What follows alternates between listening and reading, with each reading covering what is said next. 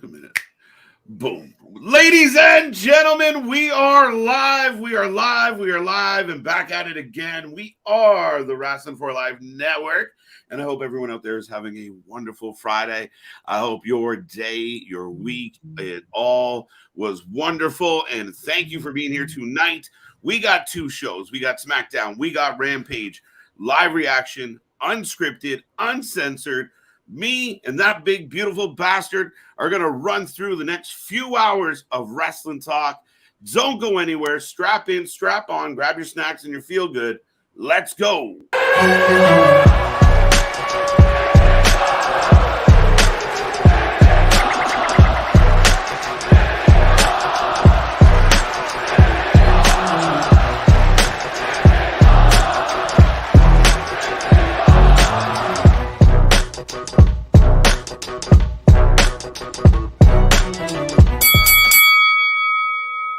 Ding, ding, ding. We are live. We are live. We are live and back at it again. Like I said, we are the Wrasslin for Life Network. Thank you for joining us on a beautiful Friday. We're going to have a whole lot of fun tonight. We got lots to talk about, lots of rumors. Who's in charge? Who's running the shows? Well, we know who's running one show. But anyway, SmackDown, Rampage tonight. We are going to run you through it as always. We are the alternative commentary to all the wrestling, and we got a full weekend of fun up ahead. But before we get into it, we should say hello. So, ladies and gentlemen, I am Mr. Every Night.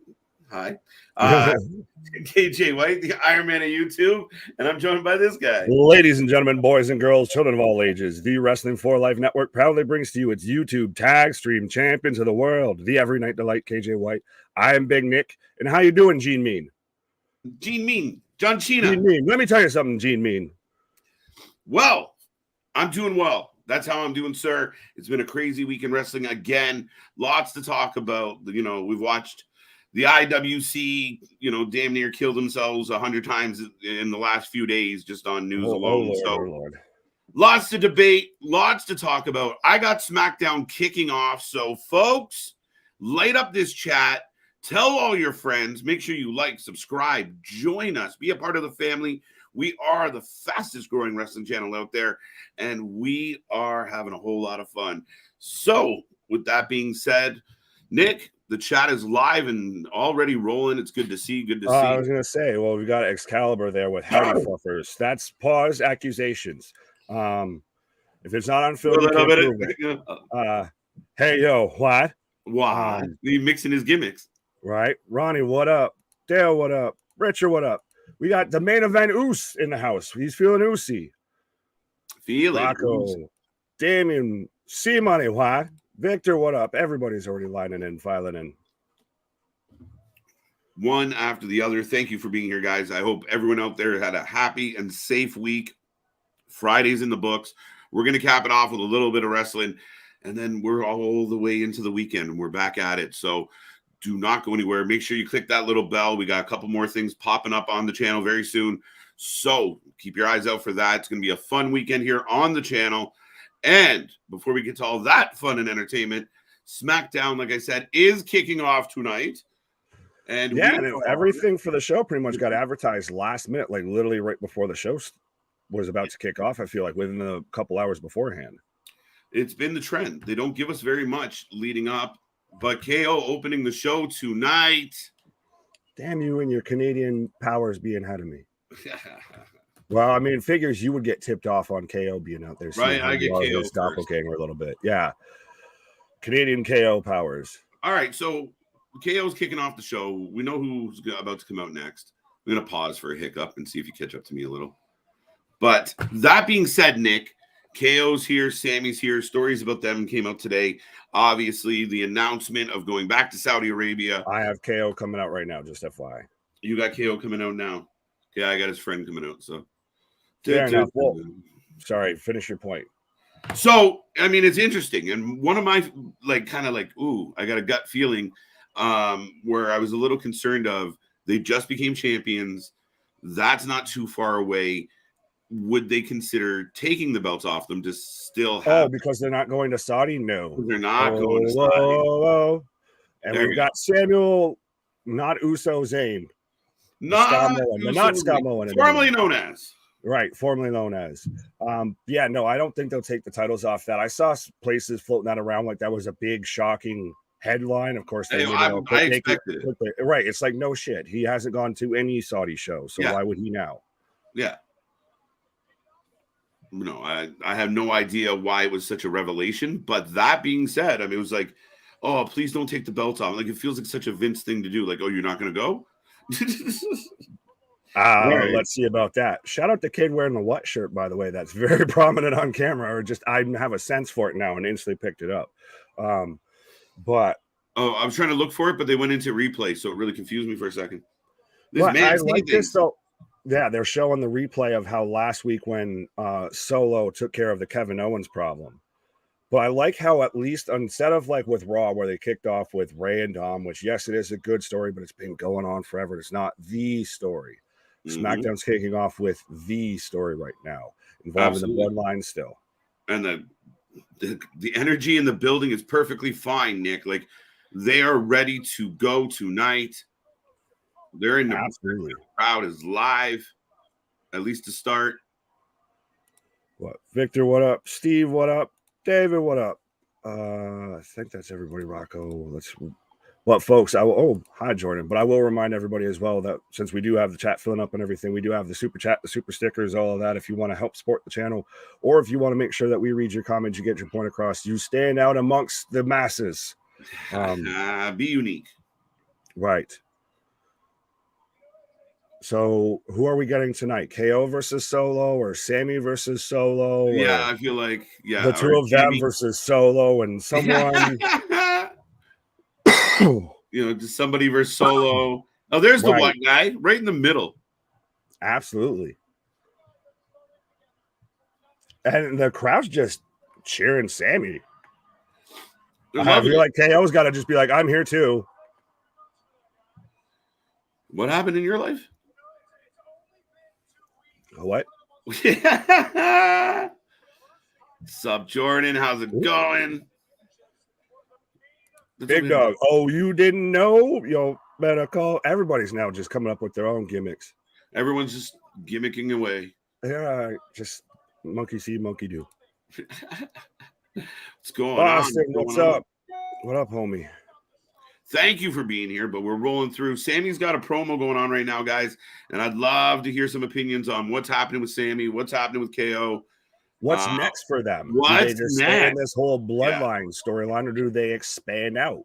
No, I think we're going to get a rematch it feels like we're either going to get a rematch or a 6-man tag in Puerto Rico. So we get a backrash? A backrash? Yeah. A backrash of Jinder Mahal's backrash. Oh, don't pick on poor Jinder. But do we get that, or do we get them maybe versus the Street Profits? Do they actually just go through the tag division? Do they break off and just actually revitalize and make the tag team division more than just the Usos? Crowd feeling Kevin too.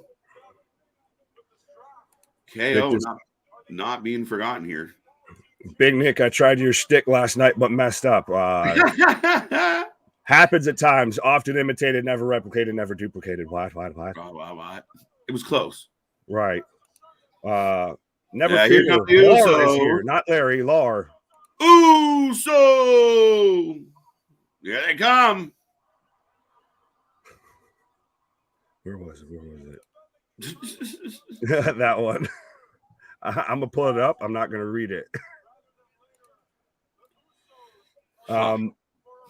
JV, all aboard the Valdez Express. Hit that record on your VCR because it's going to be a VHS moment. Valdez has spoken. Everybody's got to get their catchphrases. Everybody's got to give it. Everybody's got to give it. Uso and Bischoff, WCW.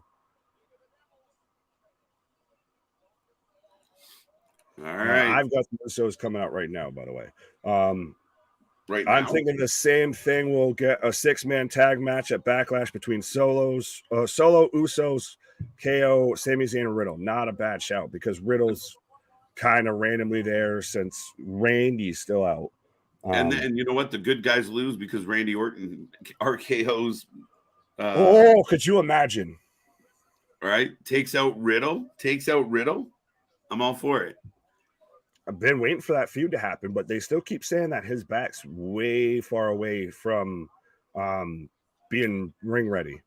Mixed reports, but yeah, no, and that's the biggest concern. And I mean, as a fan, let's get him back, but we'll see what happens.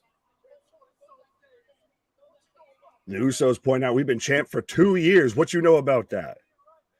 The Usos are an underrated promo. I don't think people give both of them enough credit for how they dice on a fucking mic. Like, it is unbelievable. Ever since they stopped with the whole haka and the face paint and everything to start off, and they went back to down since day one, done nothing but good things for their career. 100%, Nick. I think sometimes, like, I think we talked about it on a recent stream where, our old buddy Cornette was like, they're good. But I mean, in ring, and not only just in ring, but when they are on the mic or building a story, they're underrated. They're better than all right. Does it not sound like they're about to add somebody right now? Because they're saying the bloodline's stronger than, like, scarier than ever and stronger than ever. Oh, there have been rumors. Could you imagine Jacob Fatu just walks out right now? I'll lose my. I feel like the way this is standing right now, if anybody shows up, it's from the back. Pause. Big pause. JV is saying I dropped my gimmick in respect. Fair enough. You can have that. That even what I'm mad at. No shit. Anyone watching right now, if you got your own little gimmick, let it shine. I'm a peacock, and you got to let me fly. Right? Fly, peacocks fly. Just pause. Right. The bloodline will make Jay's decision easy by pushing him out slowly. Yeah. And Jay is an absolute star. He needs a solo run. People have said that. People thought that he could be the one to take the belt off of Roman. Yeah, that's not a bad show, dude. Like, I mean, 100% with the fact that Jay's kind of been there. He's knocking on that door. He had that really good run as main event. He's been down since day one. Right? So, I mean, in fighting, I've been begging for it. Like, I'm waiting for if they do the Roman downfall, the collapse of the Roman Empire properly, it's going to be amazing. It will be talked about for years. It really will, but they got to get it right. Well, I think even right now, just this bloodline storyline as a whole is going to be talked about for years. Oh, absolutely. I mean, granted, it depends on how you get out of it. Don't do a terrible Sopranos ending to where everything just turns to black and we never see Roman again. They're sending Solo. I love the grown-ass man in the Mysterio mask in the front row. And the ball cap on top, too. Yeah, right? Fashion. Fashion sense from HBK. Bro. We got a brawl. Guess what we're getting tonight? Where's Teddy? 6-man tag. As soon as you said bro, I was like, oh, wait, is he coming out now, too? I believe he came out without music. I couldn't hear. Fact checkers, you can let me know. Oh, I've just got the bloodline right now circling the ring. Oh, how the fuck am I that far ahead of you? Because Canada. Blame Canada. Marty McFly over here. Right. Now I've got Riddle coming out. Okay, all right, tell me when they're like brawling. They're brawling right now. Everybody throwing hands. We've got Riddle and Solo squaring off. We've got KO and Jay. We've got Sammy and Jimmy. Everybody grab a partner and do-si-do. Right. Swing your partner around and round. He just did and kicked him in the face right after it. I don't think that was in the steps, but if he's Samoan, stomp him down. Riddle up to the top. Oh, they're pulling him out. They're pulling Solo out. Oh, I got misses the spike. V-trigger. Yeah. No V-trigger. I found Curry Man, says JV. I like how we can point all these people out now, but when we try and find like CJ or somebody in the crowd, we're like, where the fuck are they? Is there a chicken in the crowd? Maybe. The crowd buzzing. But this is a way you start off your show. You're starting it off, setting up for your main event. Oh, okay. I was like, what are we getting? Yeah, no, absolutely. So I figure, it's pretty apparent at this point. We're going to get a 6-man tag at some point, whether it's tonight, Puerto Rico, wherever. Like, eventually we're getting one. Yeah, absolutely, absolutely. That wouldn't be a bad addition to Backlash because right now, what's Backlash at this point? Just Cody versus Brock, I feel, Cody versus Brock. and the alleged rumored tag team of is it Ray and Escobar versus Yes. Dom and Damien, which doesn't that feel like a Monday Night Raw match? No, that match is perfect for the venue. Like that's know your audience and play to them. Well, if Bad Bunny was in it, I don't think he's in it right now, allegedly. I imagine it's going to be Bad Bunny and Damien. Bad Bunny and Ray versus Damien. I've heard Escobar's name thrown around because remember No, he but then came they back wouldn't and have started the Luo. Yeah, but I don't think they would have started the physical altercation between Bad Bunny. They want Bad Bunny in that ring. He'll be the one. No, because he's the host. He'll be the one that does the shenanigans to cost the heels. Get in the ring. Get in the ring. So he can hit a Canadian destroyer and get the pin. Yeah. Yeah. Well, I want to revisit this one because he, people went nuts about him, but I didn't think he did. I didn't think he looked that great. But who do I know? The bar is low. Bar is low. Well, Logan just set the bar a little higher. Sorry. Right. But we are in commercial break right now, folks, by the way. Yeah. But, go ahead. Oh, they're going to say something. Is Vince in the building tonight? I didn't get a Vince. Jinx, you owe me a Coke. Right. But and not the AEW kind. AEW? Did you say an AEW kind? Yeah. But anyway, sorry. Is Vince in the building tonight? I don't know, dude. Do I care? No. I'm trying not to. No. That's the thing is it was one night and everybody's now, and I know we kind of play into it a little bit because everybody's buzzing about it, but I don't think he has much of a goddamn say. I've seen people say, "Oh, he's changing the way the promos are, words in the promos. He's making notes from remote, all this stuff." Like you've even talked about it. He's calling in. Well, did you tap his phone? How do you know what he was like? Yeah, do you have insiders that are spying and listening on the other line? Like, Jesus. But I think he does to an extent, right? Like it's tough because then you do see them say medical facility, which is fucking stupid. And why go back? Dude, it's already undone. Like, to me, those are the Vince things where you're like, he wouldn't do that, but he would. It's fucking nuts. Yeah. He's eccentric as shit. And he's just look at the mustache. Just look at the mustache. It tells you everything you need to know. He turned himself into Walt fucking Disney. He finally accomplished his dreams. He's the Walt Disney of wrestling, and he's lost his mind, right? But when you start hearing medical facility and shit again, it's just like, why do it? Why? Well, the original reason I don't mind because of the original reason why they did it instead of saying hospital is because then you would have the marks and the stands and everything that would then parade into the local hospital trying to get autographs and a picture and everything. 555. You're an idiot. Yeah, well, we've heard wrestlers complain about people at the airports and everything, so I wouldn't doubt it. Right? But like JV said, no, he's Wario. He's Vince McMahon instead of Vince McMahon now with the mustache. Vince McMahon. Vince Escobar. Yeah, a little bit. He's getting Kaiser Soze of this whole situation, I feel. What if Rey Mysterio and Carlito versus Dom and Priest? Spit in the face of people who don't want to be cool. Imagine. They've rumored about bringing Carlito back. I think it's like once a year. I feel there's that story gets floated around. Yeah, I mean, the source is always Carlito, just like the source is always the source of WWE might be interested. Like Eva Marie's the source of, well, the door's always open. Yeah, on your end, not on theirs. Yeah, thank you. Right. Have a nice day. But I am coming out of commercial break, folks. Remember, like, subscribe, share, join the family if you haven't done so yet. Make sure you join the chat. Say hi, drop an emoji. Be brave, be bold, don't be shy. Join us, light up this chat. Let us know what's on your wrestling mind. We try and click on just about as many as we can. Absolutely. We don't go home till pretty much y'all do. Mr. Wonderful, how's SmackDown so far? It's been great so far. Like I said, that's the way you kick off the show and you build up for what could be the main event tonight, or you set it up for a pay-per-view match at Backlash. Absolutely. The Walt Disney of wrestling, sorry. Yep. Be our guest. Be our guest. Be our smarks. Be our smarks. Right.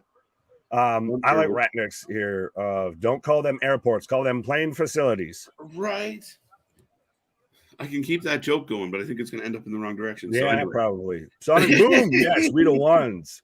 And you got to take that number one finger and you go and hit that subscribe button. You hit that bell notification. You go and join the Discord. You buy some merch. All that. We got everything and everything you need. What did he in just your say? wrestling life. Wait. The main event is going to be what?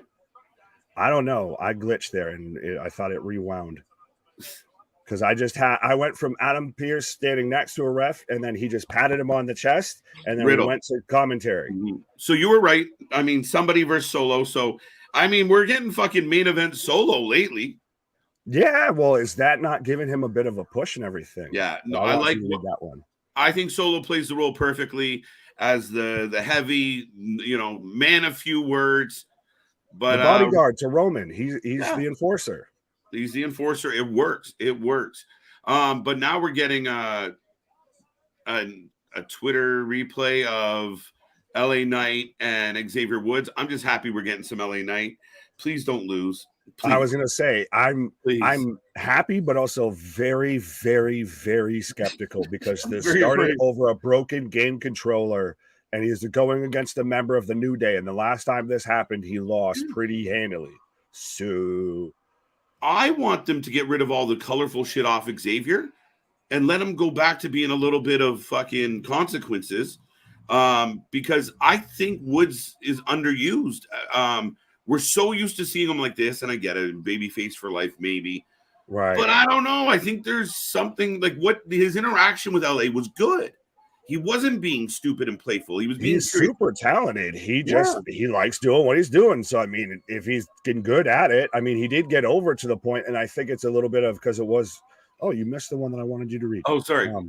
We can go back. But that when he was on his way to the King of the Ring and everything, granted, it was a bit of the boyhood dream has come true. Right. But he's the only one so far out of the New Day that hasn't had a world title reign. Hasn't even, I think, had a singles title reign, if I recall. He was the king. And that was but that's not an actual, like, he's not been a U.S. champ and IC champ. I concur. Like, I completely, Reginald, I disagree. No, no, and I mean, I used to watch him on Impact, and he was good there. I mean, I almost made but only a certain few people know that he was consequences freed, so you could get away with it. I mean, that's where my brain almost got me in trouble. I stopped myself mid-sentence. But to the comment, Mr. Wonderful, thank you for joining us this week. Hopefully you stick around, enjoy the shows. We are the alternative commentary to everything, so we appreciate the kind words, the love, the thumb, whatever. We appreciate it all. So thank you. We're glad anybody enjoys. Absolutely. I mean, still be just here talking to a wall, so I'm glad people tune in. Man, I couldn't stop calling me a wall, bro. Oh, did someone get their feelings hurt? John, what up? But yes, folks, give us your predictions who you've got for this match, LA Knight or Xavier Woods, and please, God, why? Yeah, is it LA Knight? It's got to be LA Knight. It's got to be LA Knight, guys. It's Solo versus Riddle. So that should be a hell of a match. Well, you said it was going to be Solo versus somebody tonight. There you go. That's what it's been every week, every show, twice a week. But I am looking forward to this particular match. I see no reason why it won't be good. Right. People were saying Seth Rollins walked out of WWE. That's been rumors going around about that. Yeah, and I've also heard them vehemently denied. Yeah. So everybody at this point is going to throw out a story because they know people are going to believe it. No, and Which was back, so it's chaos. But yeah, again, I think we need to. I saw a thing going around today that kind of made me think about it as far as, and we've talked about it, right? Like, I'm getting really fucking fed up with like all the rumors and bullshit. Like, you know what? Yeah, you know what? He could have actually stormed out of the place completely irate and pissed off. Just chuck, and because he went out for a segment, the segment got all fucked up. He like, you sent me out there just to make the crowd sing. No, nothing. So he maybe felt the way we felt, and maybe he did storm out. But does that mean how many times do people get upset, quit? I mean, that famous clip of Brock chucking the belt at Vince. Right. He never went anywhere. He never left. He never quit. They just worked it out. Absolutely. Scott, what up? As I was going through most of the comments, just a lot of people excited and, well, some mixed feelings. I think Boston thinks Solo versus Riddle's a mid-card match instead of a main event, but seems like a lot of people are excited for it. Xavier is a tromboner. No, he has one. He is a tromboner. No, technically he isn't. There you go. Fair enough. Scott's got LA Knight, and he's back in Minnesota. Fair enough. Since you were talking about Brock, there you go. It fits. He's Minnesota, not Saskatchewan. I hope you had a good journeys, my friend. Right. Rally been a hot minute. Austin Theory needs a win, saying that they both do. Fair enough. So you're saying Austin Theory needs a win. I'm saying LA Knight needs a win. As that's wait. Yeah, you were on your whole other topic, but so Xavier Woods hits a Russian leg sweep and then kicks Kips. No, up. I got him diving over the top, pounding his chest on the table. So you're right behind me. Yeah, we're good. Don't touch anything. Don't touch anything. Absolutely, folks. And that's what you do when you're here. You don't touch a dial. You don't click out. You don't do anything. You just tell more and more people. You make sure you strap in and strap on. That's the only requirement. They need to revamp Xavier. Just call him X. And he just comes out to X going, give it to you. Yeah, right. Like, rawr, rawr. Right. He just starts barking at everybody. He just starts becoming the dog face gremlin. No, I think that's Pete Dunne's gimmick. Oh, LA Knight moves out of the way. Oh. Bobby's got Xavier for the win. Underused is LA Knight. Yeah, no, just jobbed out is LA Knight. Oh, Woods into the ring post. As we head towards commercial, I believe. So that's not a bad commercial spot. Why would they tell us they were going like that? Was because at least they announced it instead of just all of a sudden, hey, there's action, and then all of a sudden 2K23 is on my screen. I know we're watching the Xavier Woods match, so I would expect some video game shit, but still. All right, my friend. We are back in commercial break, folks. Thank you for tuning in. We see lots of people coming in to say hi. If we haven't got to you yet, we will. If you really want us to notice you, don't forget the super chat, super stickers. Remember, we like to have our little super sticker battle royal, so don't be afraid to join. Absolutely. I'm trying to click, and I'm now way behind. Man, it's a battle. All right, mea culpa, mea culpa. Entire New Day is talented, but they all mid-card talent. No, Big E is not for sure. No, none of them have the staying power to be top of the main card. Big E might, but never got to watch him fully. True. Fair enough. And then, the unforeseen circumstances did not help. If Big E gets to a place where he can walk back in the arena and comfortably wrestle, it's going to be hard to keep him out of the title picture. Like, it's going to be a big fucking deal. He'll be over as baby faces can be. Kofi had Kofi Mania, and it is what it is. What an absolute vet, an absolute pro. Xavier, maybe an IC title run or a US title run, fine. Maybe not the guy, but I think he's underappreciated. I think there's more to him than just the tromboner. Yeah, well, JV points out how I guess Xavier was the last person to actually pin Roman clean. True story. 3 years ago. And then how do you feel about this from Boston Game? You're saying, if it isn't LA Knight, we know Vince is booking this. And I feel like that's just such a, I know you're probably joking with that, but everybody goes to shit like that of like, it's so funny. Xavier, like Kofi won over LA Knight beforehand. LA was getting jobbed out before Vince was ever talked about coming back. Like I was trying to figure out if like LA hit on Steph or like he just came up behind her and said, yeah. He's like, no, I don't get it. I don't understand what the WWE hasn't figured out with this guy. To me, he's a layup. Like it's fucking bread and butter. Let's go. Right. Clay, I want to meet Bailey. What? Roman Reigns. What? Rampage will be on TNT because of NBA right now. Well, no, will not be on TNT. No, it starts early. It starts at 9:30, by the way.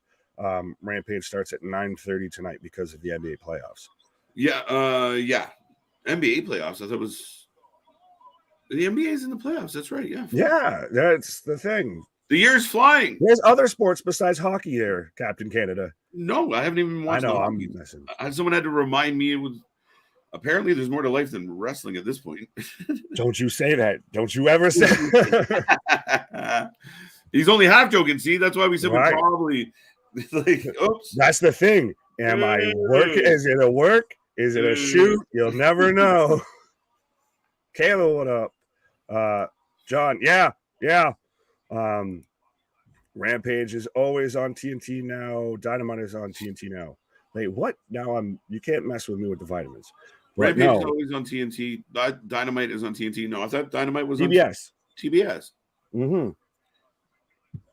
Then again, it could allegedly depend on what country you're in, but I don't know. You're close enough still, even in different countries, that it's still the same. Chef, I'm here. What? Shout out. We're back to the action. Big net breaker by LA Knight coming off the turnbuckle there. Steve corrected himself. There we go. There you go. I meant LA Knight needs a win. Sorry, I said theory for some reason. So you're telling me your phone auto-corrected. So Austin Theory. How much are you talking about Austin Theory? That's your phone auto-corrected. Right. That or you're talking about like the Stone Cold theory of like how did he catch those beers so consistently? Right. Was Stone Cold allegedly the best potential wide receiver in the NFL? I lost you at the end. How he caught them beers? Kept going. Right. Follow me down the rabbit hole.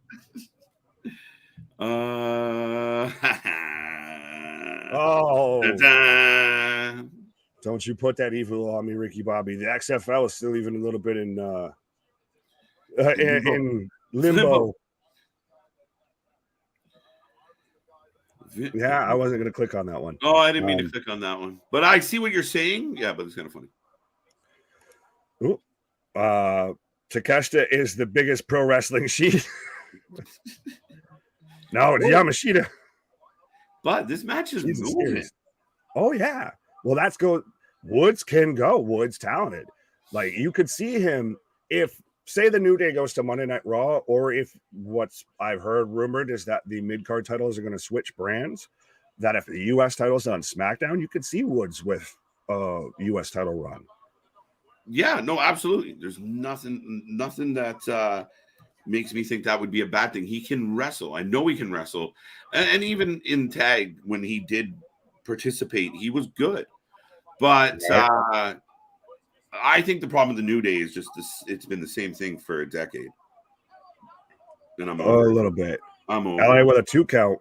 But so now we've got Juice and Let's Go Celtics, followed by Go Leafs Go. Go Leafs Go.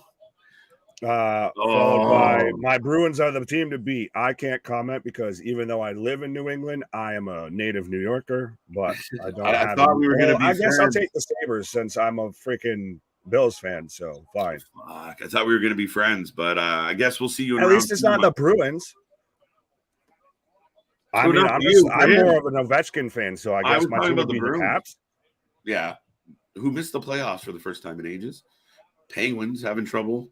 It's crazy, but the Bruins were an outright beast, right? Listen, Sacramento is one of the top teams in the NBA right now, so the whole it's all sports world is topsy-turvy right now. Right.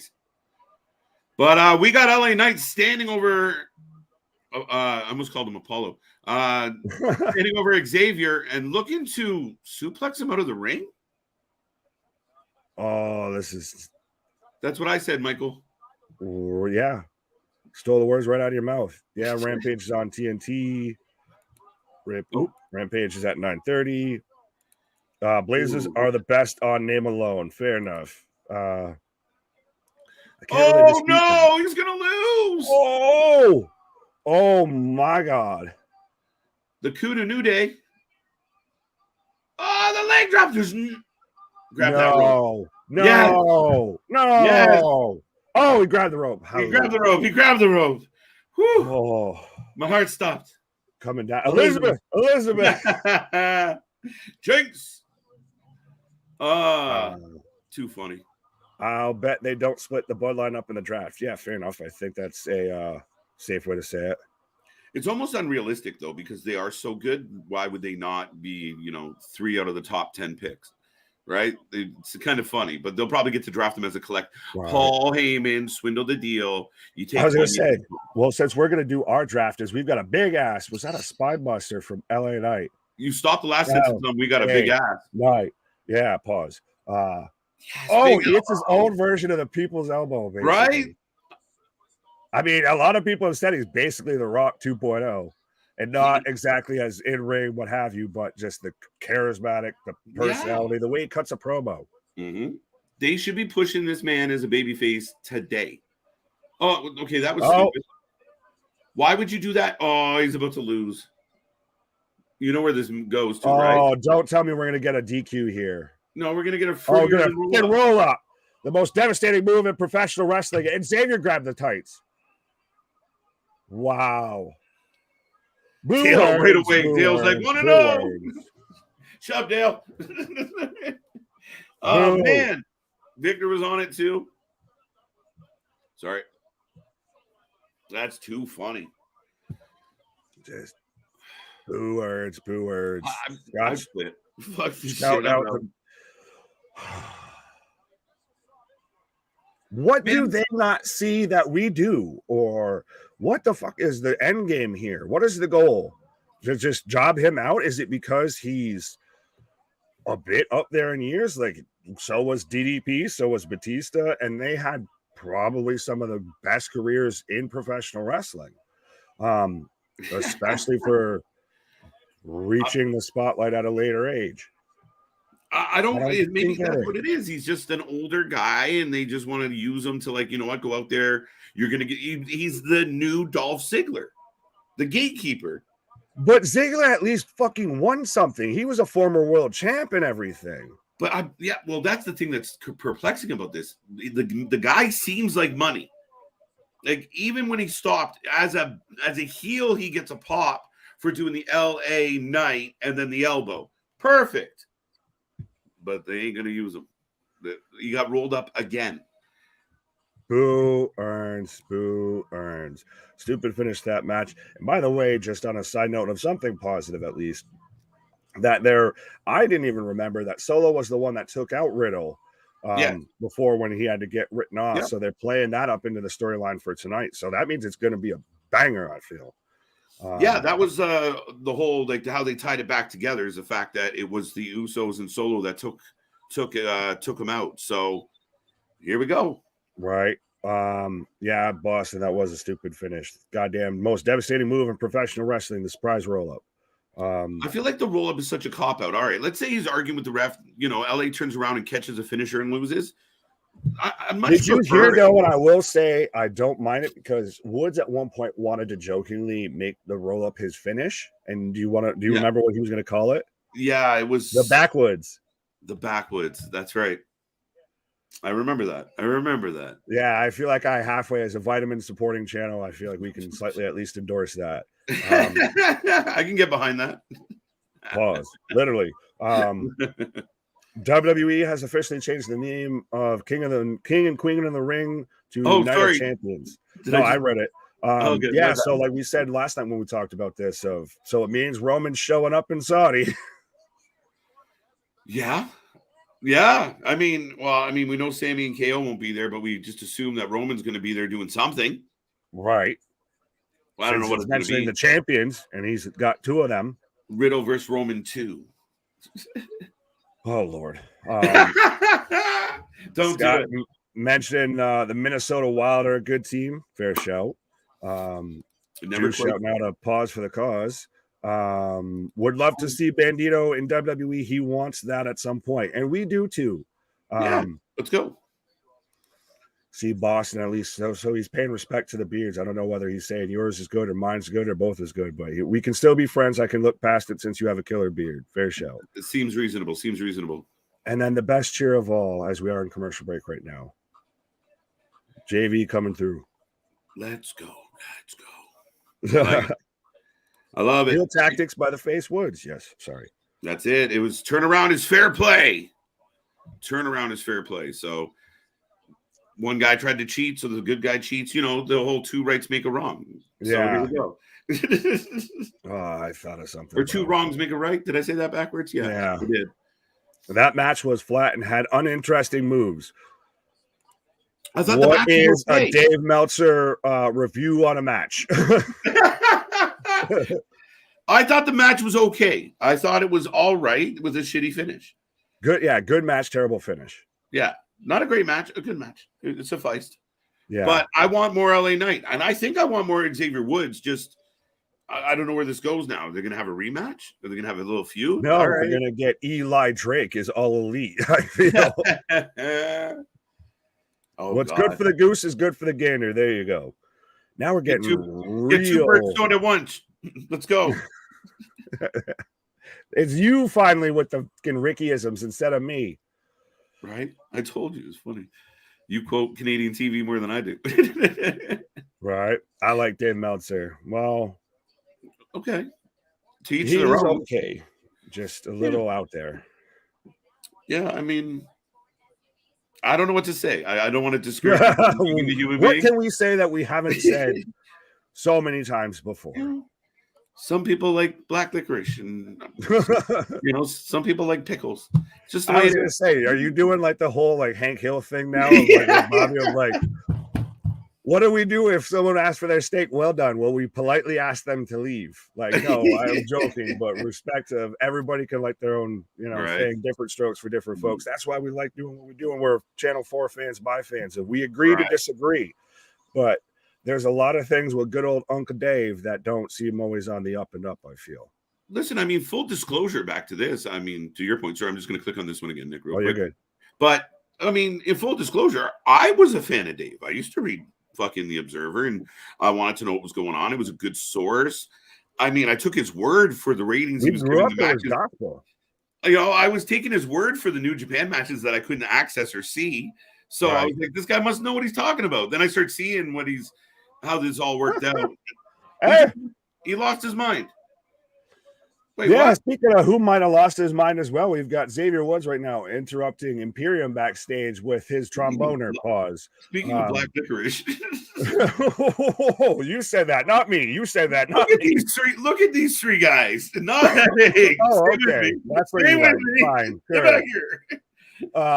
Ludwig looks like so we might be getting Woods challenging Gunther. Like we said, we could see him getting a nice little solo run of he's out injured. You're a goof. Kofi's on the mend from an ankle surgery, an ankle surgery, I believe. Yeah. So what else is Woods going to do? He just beat LA Knight, getting clean as a whistle. Why can't we get LA Knight having this title shot? Because we can't have nice things. Why can't we have nice things? You'll get what you want, and you'll get what you like. What I tell you, you like. You like what I tell you to like. There we go. I got it out eventually. So Xavier goes after Gunther. They beat him down. Kofi comes back. They beat them down. Big E comes back. Big E goes after Gunther. Two big boys. Too soon? No, not maybe. Maybe. He's got to. Well, no. If Big E comes back, his first couple matches, it's the same thing. Just like with Cole coming back, his first couple matches, he's just got to squash people. This is the best question ever. When is the last time you said pumpernickel? Just now, actually. Just now. That would be the most recent time. Is just now when you made me read that. I was gonna go through some of these. Yeah, I'm drinking Austin Lager. What? What? Ratnick's asking, but what if Meltzer was Canadian? He would be more apologetic. He would say sorry a lot more. He would say sorry for his bullshit a lot more than he has now. That's what. Yeah. We'll wait till they try to buy a car at a wedding or a wedding ring in dimes. What? You on the good vitamins, man. You need to be sharing. Sharing is caring. Gunther versus Nakamura, please. That's what I thought could be a thing coming out of him returning, because granted, he's got to get some wins when he's returning, but he's going against Cross tonight. Now, is it Nakamura versus Cross tonight? Yeah, is that not a bit more of a burial of Cross? Wait, what? That's I'm out. No, I've got Sammy and I've got Riddle backstage right now, by the way. Who the fuck booked that match? I don't care if it was Vince or Triple H. That is nonsense. McMahon did. But I don't think that's a bad feud. Like, if Cross had been booked better, it would be a fantastic feud. It'd be two killers going at it. You see, Kevin Owens is fired up, folks. Well, Then I'll pull this one up since we've talking about KO and Sammy back there, and I'll ask your opinion on this. Of Curtis saying, give Montreal 2 more seasons to be contenders again. Go Habs, go. I don't know. See, I got behind Montreal a bit when Price was getting setting the world on fire as a goalie. Subban was great, but yeah. Montreal. All right, Riddle's fired up. All right, go Habs, go. Yeah, that's that rivalry's deep, but yeah, no. Go Habs, go. I guess. Fair enough. They suck. No one in San Mon's like Black Ridge. What the? All right, I'm broken. Let me know when you come back off of Jupiter, and we'll chat. Hey, Rhea. They're introducing the Judgment Day one by one. And up next on The Price is Right, Dominic Mysterio. Come on down. Deal or no deal? Yeah. Goth or no goth? What's the show with Wayne Brady? Let's Make a Deal? Yeah. Yeah, let's make a deal. What's behind door number 1? And now we've got no one can catch up to Connor McDavid. I feel like we're working ourselves into at least some NHL playoff coverage at some point. Yeah, maybe, man. It's going to be fun. Connor McDavid is something else. Like, dudes aren't supposed to move that fast without a vehicle. He is unbelievable at the pace he can. The pace in which he can maneuver is mind-blowing. Like the decision-making, the split-second timing. It blows my mind. He's the Tyreek Hill of NHL. Yes. Yeah, that sounds about right. There we go. Pretty cheetah. Close. Yeah, the cheetah. No, he's lightning. It's crazy. He's going to have a good playoff run. Hold on tight. We might get an all-Canadian Stanley Cup final. Well, like I said, and we'll probably be here for at least some of the games, I feel. I mean, we might get... Hey, I dragged you through a Super Bowl, so I got to come. We might get dragged into an overtimer or two. We'll see how it goes. Yeah, potentially. But we've got Damian Priest coming out right now with Rhea and Dom. And I still like how much now it's catching fire. I think you sent it initially just to try and get me going on our group chat about MJF and Dominic Mysterio getting compared heel to heel. Right, but now even like No DQ is reporting it and stuff like that. And MJF responded saying, "You're just using this to be biased and to just make clicks off of hate and everything, and I love it." And I love it. Good for him. Right. I was going to say, don't be so insecure, MJF. You're better than that. Oh, yeah. No, he was fully just playing into the I'm supposed to be a prick. Yeah, good. Listen, it's hard because I mean, Dom has the advantage of a very large audience, right? Like a definite upgrade from the other audience. So we get it overall where some people make the automatic comparable of like, well, he makes a bigger crowd yell, but that's not it. But as far as pure heat goes, there's not many in the world getting the heat that Dominic Mysterio. He's in rare air right now. Rare air. Ferrero Rocher, I guess. I don't know. But Boston's saying, Oilers, Bruins, there's your final. Ooh. Goddamn light.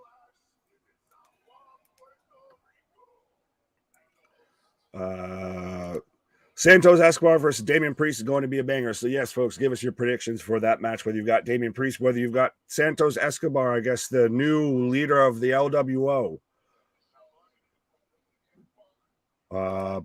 Bruins in Seattle are my final prediction. So we're now getting hockey predictions for Stanley Cup predictions. That's bold. Listen, I hate to break it to the Bruins fans, but 9 times out of 10 in any sport, the team that dominates the regular season somehow shits the bed and blows a tire in the playoffs. Well, that's the President's Trophy curse of just every team that wins the President's Trophy does not end up in the Stanley Cup. Look at this guy.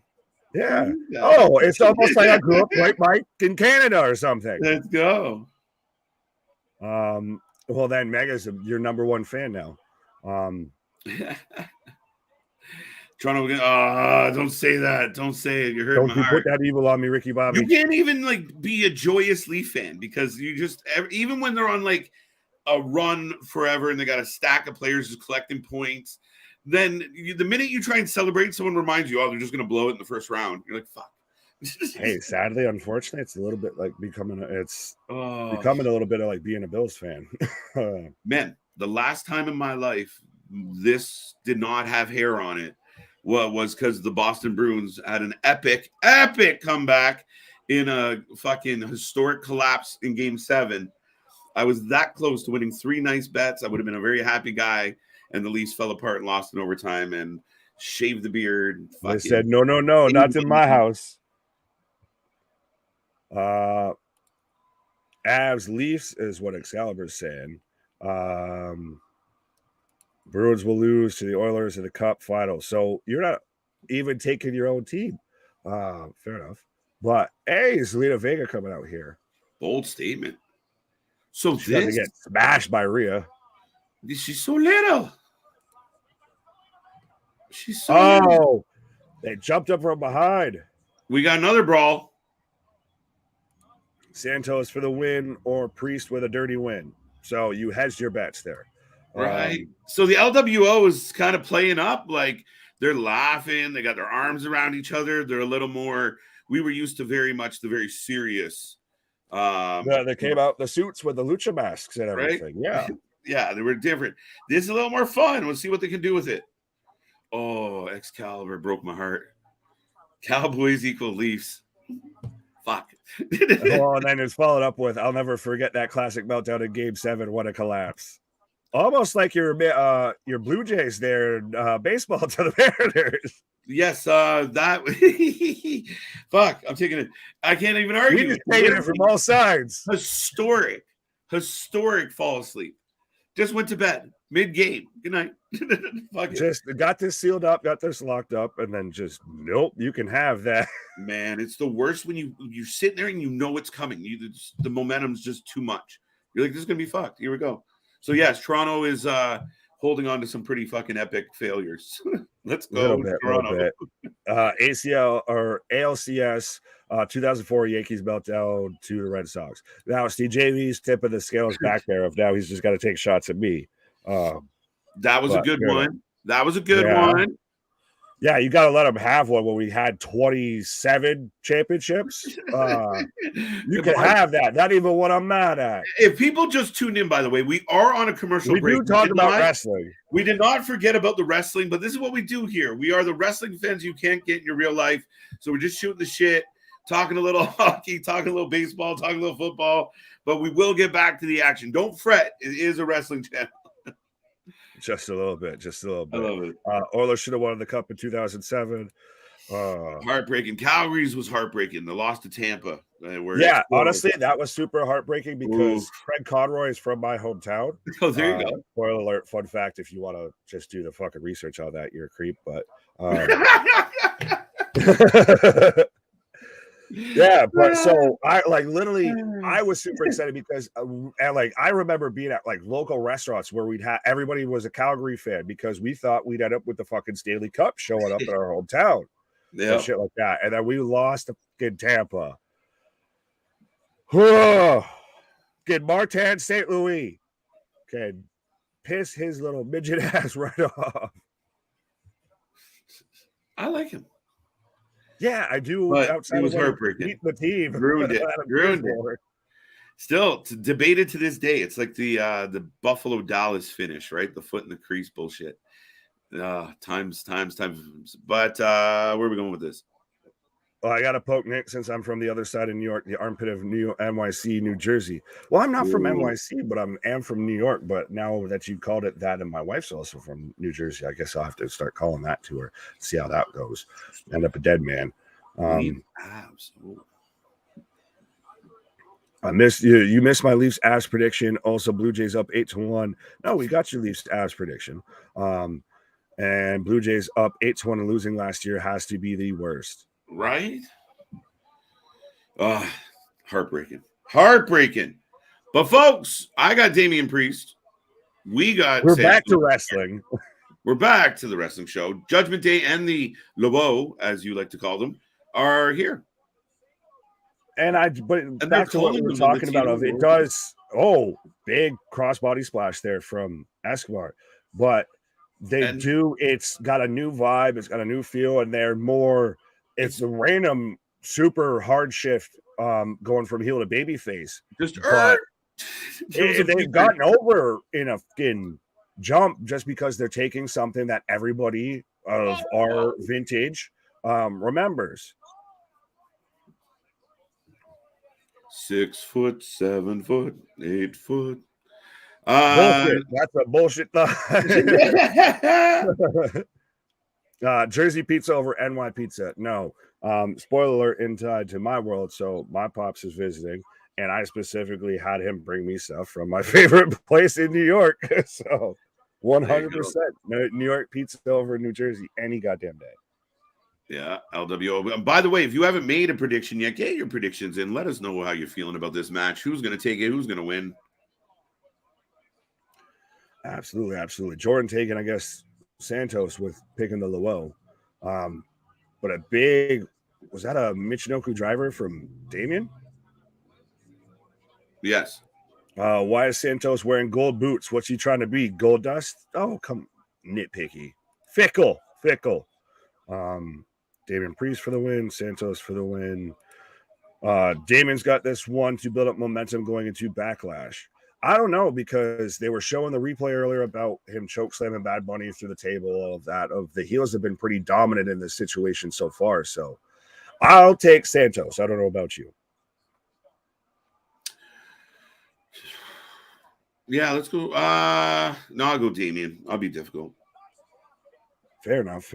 Well, Santos just hit a nice drop kick for a 2 count.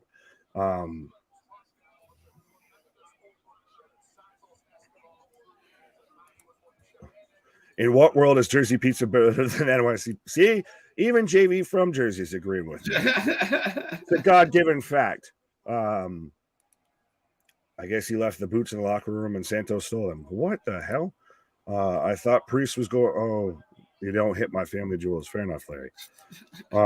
Breaking news: the pay-per-view in Saudi, May 27th, got changed to United of Champions. Yes, Rocco, we did talk about that earlier. It'll be interesting. I want to see how they book this. I mean, more and more shows popping up. Well, and it's somebody I think pointed out in one of our streams recently of how like the next 3 WWE premium live events are all international. It's a true story. Yeah, that's something that you really, if Vince was back in charge of creative, 100%, that's something I don't think you really see. No. Unless we're going global, pal.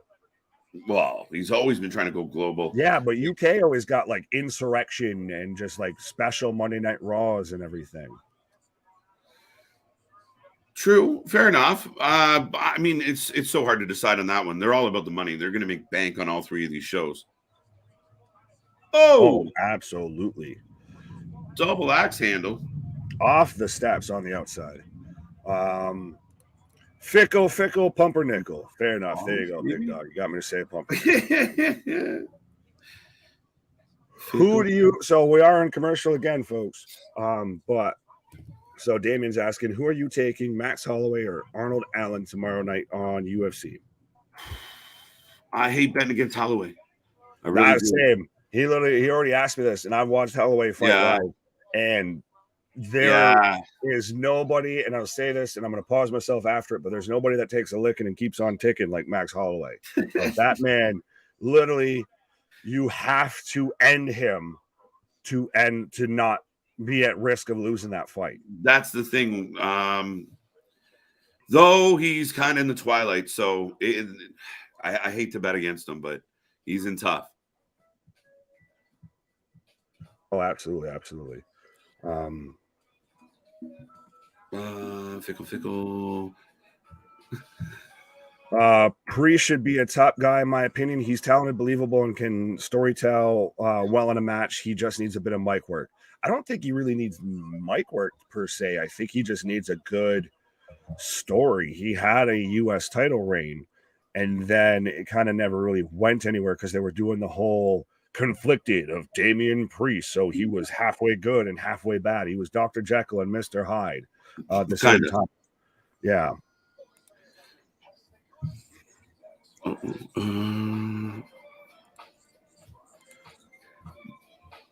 Yeah, we're on like the same commercial because it wasn't me. In the background.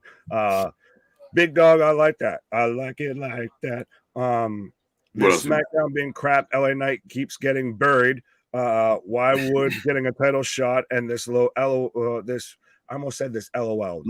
This LOL. Yeah. No, the LWO was good. Xavier Woods and Excalibur, I could see it. It does make sense to me. Woods has nothing else to do, and he is good in the ring. The whole burial after a good match, good, not great match between LA Knight and Woods to me was ridiculous. The fact that LA Knight just continues to just job out to me, burns me up inside. To quote A-Town or Peter Griffin, actually, what grinds my gears, but absolutely. WWE doesn't want Saudi in their pay-per-view name. Fair enough. I can see why, but they also do a lot of good PR that 100% is bigging up the Kingdom of Saudi Arabia. But Rocco, that was me that said that. There you go. Shout out.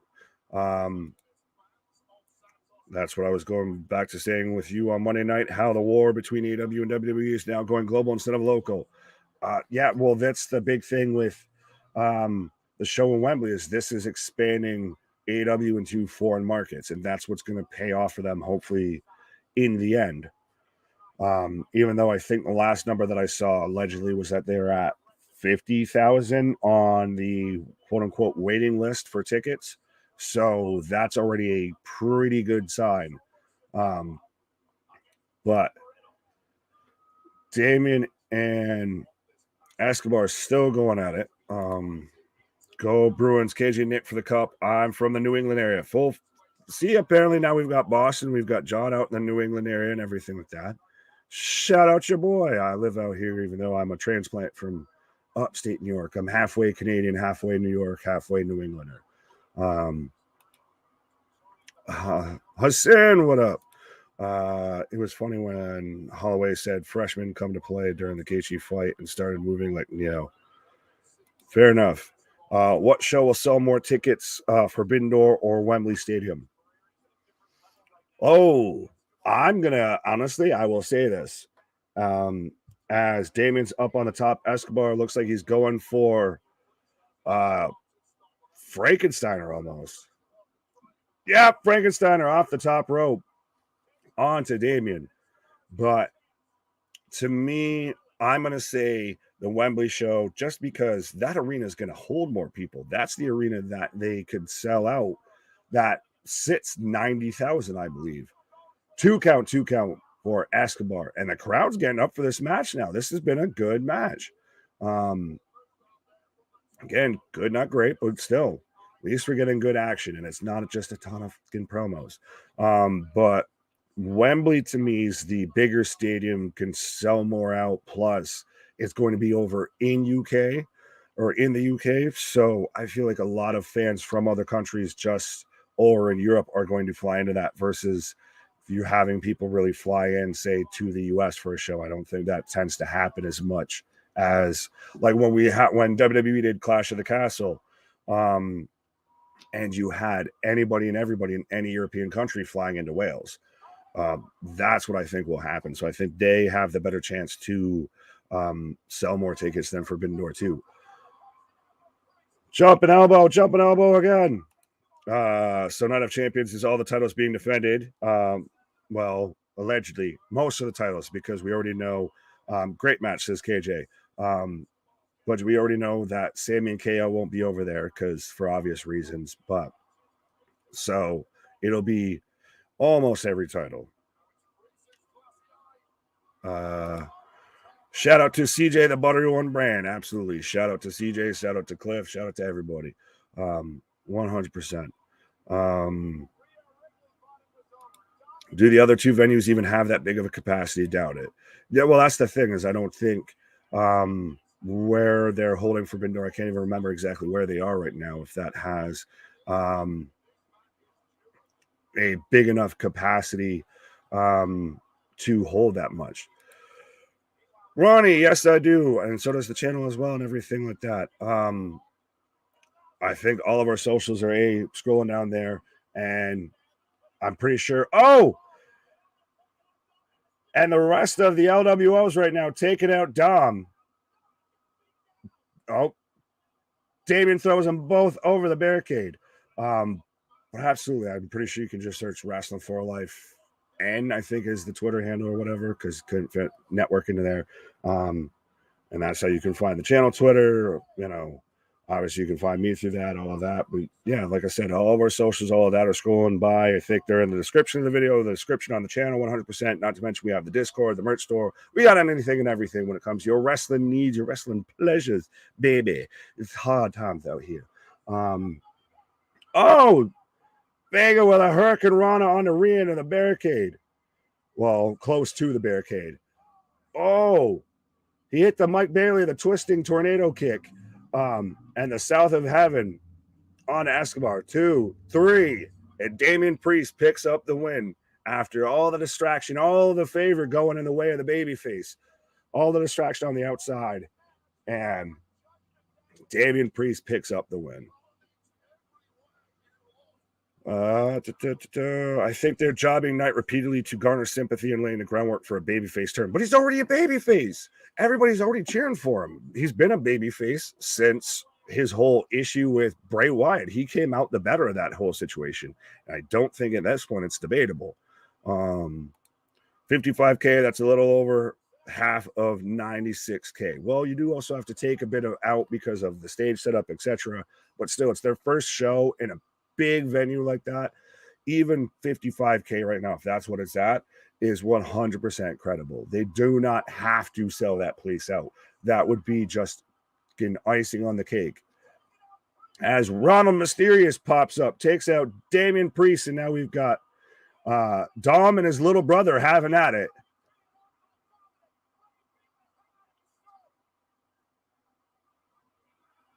Oh, he's setting up Dom for the 619. 50K is crazy, and AW pay-per-view still months away is crazy stuff. That's the thing. It's going to be super interesting to see what the show out is for this. This could be AEW's WrestleMania. And I know we've said some negative things plenty of times, and valid negative things about AEW, but this is going to be a historic moment for them, and it's fitting that it's got the all-in name, because now it's not the boys gambling on themselves, it's AEW gambling on itself, of that they're going to do a show internationally that's that big at that grand of scale and really put themselves out there. And I think it should hopefully pay dividends for them. Yeah, it really should. No, I mean, that's some excellent news. I told you. I mean, for us as fans, instead of complaining about how many tickets are going to sell and what's a success and not, show up and watch the show. If it tears the house down and the crowd's going insane, I'm in. Let's go. Absolutely. As right now we've got the Bloodline. Right now we've got Heyman hyping up Solo. Your entire lineage is counting on you. Damn. Rumors are Drew went Twitter black. Pause. Accusations, and I get what you're saying, but even then, so many people read into getting shit like that just for the sake of I ain't got nothing better to talk about. Who do you put Drew McIntyre against in AEW? Realistically, like, he's going to tower over MJF. But even then, I don't think that's happening. Like, where literally the man's out because he's injured or sick or what have you. It's one of the two. And then now it's because of the whole contract thing that got out. I think thanks to Uncle Dave, that everybody's like, he's not happy. Right. Everybody was up in arms and thought all of this about Bailey, and guess what? Turns out you were goddamn wrong. Yeah, true story. Riddle Solo tonight. Paulie knows how to do a hype speech. That's for fucking sure. Absolutely. Oh, sorry. I don't know where we are. No, I was going to say, well, that's not a bad shout with that. Malachi Black is one lucky dude. Absolutely. But we've got Shinsuke Nakamura coming back tonight. It's going to be weird having the Seth entrance on one show and this entrance on the other. Everybody gets a sing along, right? They can't be on the same show, right? Well, we've got now the special celebration of the new WWE Women's Tag Team Champions after Trish's heel turn. And I think I'm going to take my nice little pause for the cause here and leave you with this that's called fine piece of professional wrestling. You're going to miss backflex. Smiley, I won't miss you. Well, folks, Nick is going to grab a pause for the cause. And we are going to, we got Liv all in white tonight and Raquel all in black. So the champions are coming out to celebrate. The question becomes who comes out to rain on their parade. Just KO was going, remember. Just KO was going. Yeah, KO has gone in the past. I guess the assumption this time would be because they're partners. Neither will go. I don't know. We'll see. Oh, no, you're talking about to AEW? Yes. AEW, that was rumored. We thought it was going to happen. I thought it was a good fit. Turns out he got to, main event WrestleMania with Stone Cold.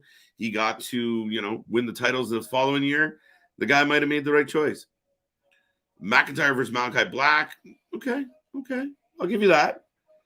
I asked the question. Good answer. I just looked. Drew removed his background and picture, but is still an active Twitter. All right. So fact checkers on a mission.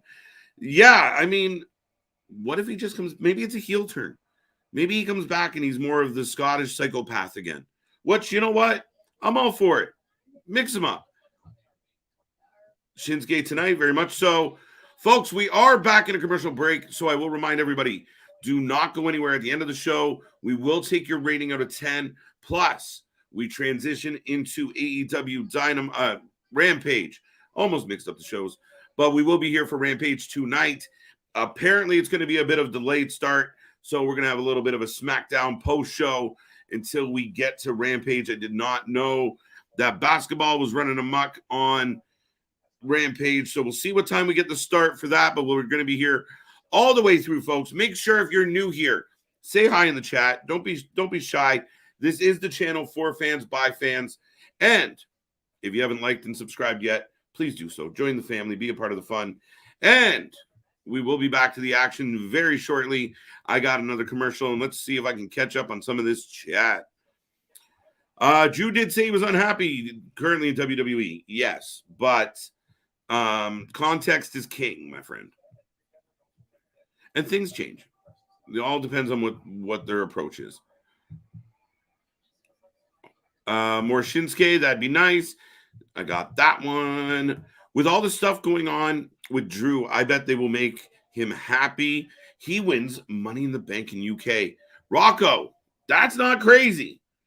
Right? We talked about it. There's options. We don't know who's going to be in the Money in the Bank, but to the fact that it's in London, Drew McIntyre might not be a bad show. His name is Drew Galloway, not Drew McIntyre. When he makes his change publicly, then we'll be worried. There you go. It's a big back. Check out my back. It's just weird. It's interesting. It's a kind of, it's like the female Chris Masters. Drew McIntyre will be Scott McIntyre, and someone will own his contract, and he will get hung out in the boiler room and in the stairwell. Then he'll be sold to another. I just added that part. But yeah, I see where you're going with it. He will be one. He'll be the one to find Miro. Damn. Remember Miro? Now, if he's still actively being paid, when does his contract expire? Hey, fact checkers, you guys like Google and shit. When is Miro a free agent? Vitamins o'clock. It's always vitamins o'clock. See, clearly. Can't even get the words out of my mouth. My clock stopped at 4:20. What you want me to say? Don't forget to shake more than once you're playing with it, Billy.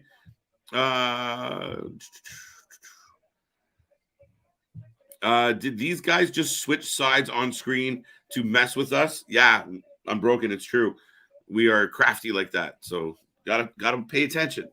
Gotta know what's up. KJ putting on that good-looking beard on display, and we're talking SmackDown at the same time. Let's go, Clinton. I appreciate it. You're making me blush. No, nah. I appreciate the beard love, and I appreciate you tuning in to Chat Wrestling. I'm getting a replay of the progressive match flow.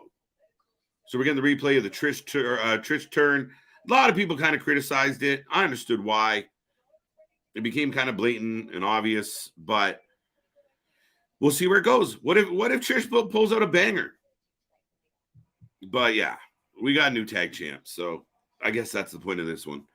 LA, Drew, and many others, they are waiting until the draft to do stuff and form storylines. What's the point right now? What's the point right now, Excalibur? We're all watching right now. Do something. Get me there, right? Like, don't give me a shitty appetizer because I'm going to have a meal later. I want some, good. Let's go.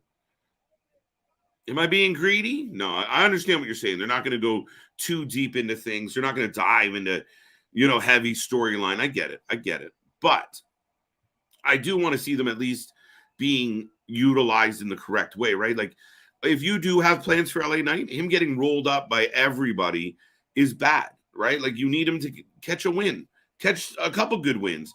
That match was good. If you finished it strong, it would have been a good look. You finished it weak, not a good look. They think it protects both wrestlers. It ends up hurting both wrestlers because we don't give a fuck about the win.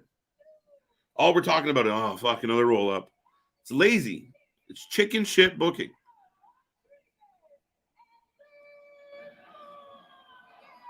All right. I don't know if it's being pumped in, but we're getting pyro. We're getting cheering. They are happy. Could they add Belair and become Team Smiles? All right. They're getting a mic. We'll see what happens. Ronda Rousey and Shayna Baszler are interrupting. Ding. I like that show. But I thought, was Shayna or Ronda, one of them, were one of them slightly injured? All right, it looks like some fans are standing.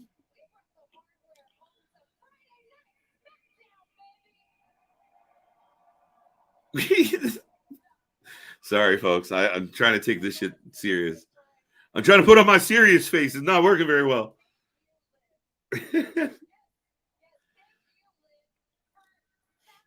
And that tall lady wearing heels. That's crazy. Join the Discord. Yes, folks. Check out the links below. Join our Discord. Go check out the merch. Go check out the Soch. Join us. Be a part of the fun. Maybe. Sometimes. Miro the Redeemer should also be the champ of AEW. He should be a wrestler in AEW. That would be a fucking start. Okay? I'm happy that, I don't want to get too greedy, Excalibur. I'm okay with just him being a competing wrestler.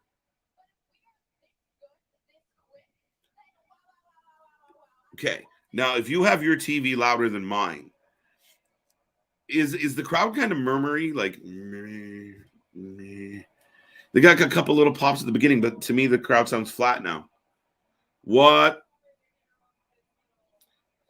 The complaint department has arrived. Chelsea Green rocking a onesie.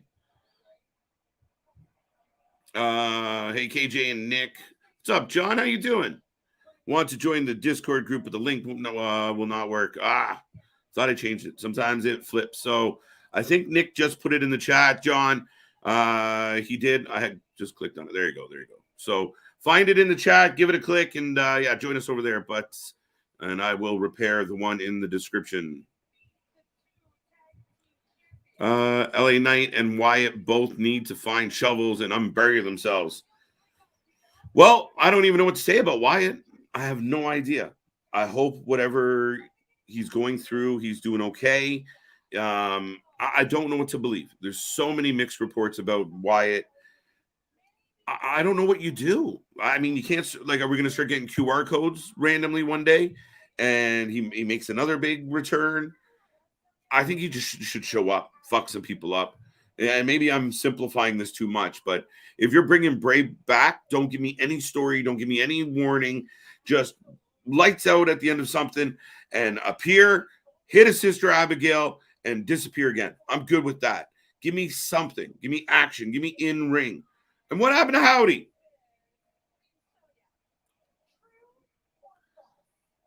They getting the Cody treatment. Yeah, they really did.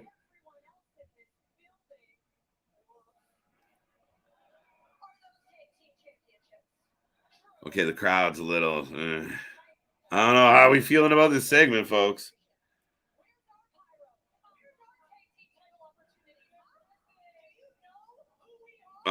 Who's this woman segment is horrible and why it was a big flop. True and true.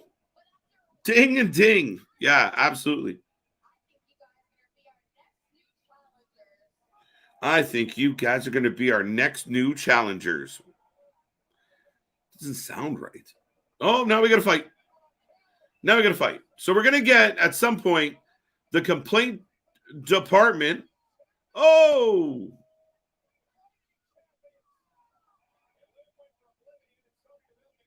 Liv went for Oblivion. Sonya gets yanked out by Chelsea. And we're going to get Liv Morgan, Raquel Gonzalez, and the complaint department. Now we got to come up with a cute name for Liv and Raquel at this point. When someone like Bray just up and disappears without a word from anyone, he did something major wrong, and he's in Vince's timeout right now. That is a possibility. I don't know how true that is, Big Dog. I want to believe the reports that said there was something else happening. And again, I don't want anything. I'm not wishing ill on him, but yeah, I mean, I just hope everything works out. I'm a big fan of Bray Wyatt. I was a huge Bray Wyatt mark for a long time on these streams. Just come on, Bray. I thought he was coming back, Halloween 2022. I thought he was coming back in early 2022. It just never happened. To get him back was awesome, but we needed to go somewhere, and hopefully he comes back so we can do something with him. The guy, I mean, he moves the needle, whether people admit it or not. What's up? Oh, what's up, Heather? How you doing? Bray the Fiend Wyatt was officially buried in Saudi Arabia in 2020 by the hottest free agent over. Yeah. Rocco, it's true. And I mean, I feel like Bray got buried a few times. I even think the Brothers of Destruction walking over the Wyatt family was a bad choice. You can't continually, like, that's why this year at Mania, watching Cena take the pin to Theory. Good job. Congratulations. That's what should happen. You keep bringing back the old guys and they just stomp on your current guys. Your current guys have no clout, no believability. You just kind of leave them in the dust. There you go. I'm glad you're doing well. We're all doing well. I hope everyone out there is doing well. Remember, folks, we got Rampage coming up later. And yeah, if you were wondering, we're back in a commercial break. So we're on a second one. Hello. Who let the Karens out? Woof, woof. That's funny. What? Woof, woof. But no, while we're in commercial, who let the dogs out? Woof, woof. Who let the Karens out? Touche, Tabernacle. But yes, folks, while we are in commercial break, 100%, you got plenty of time to hit that subscribe button. It's free, it costs you nothing, and it gives you nothing but ultimate access to all of our lovely content and everything.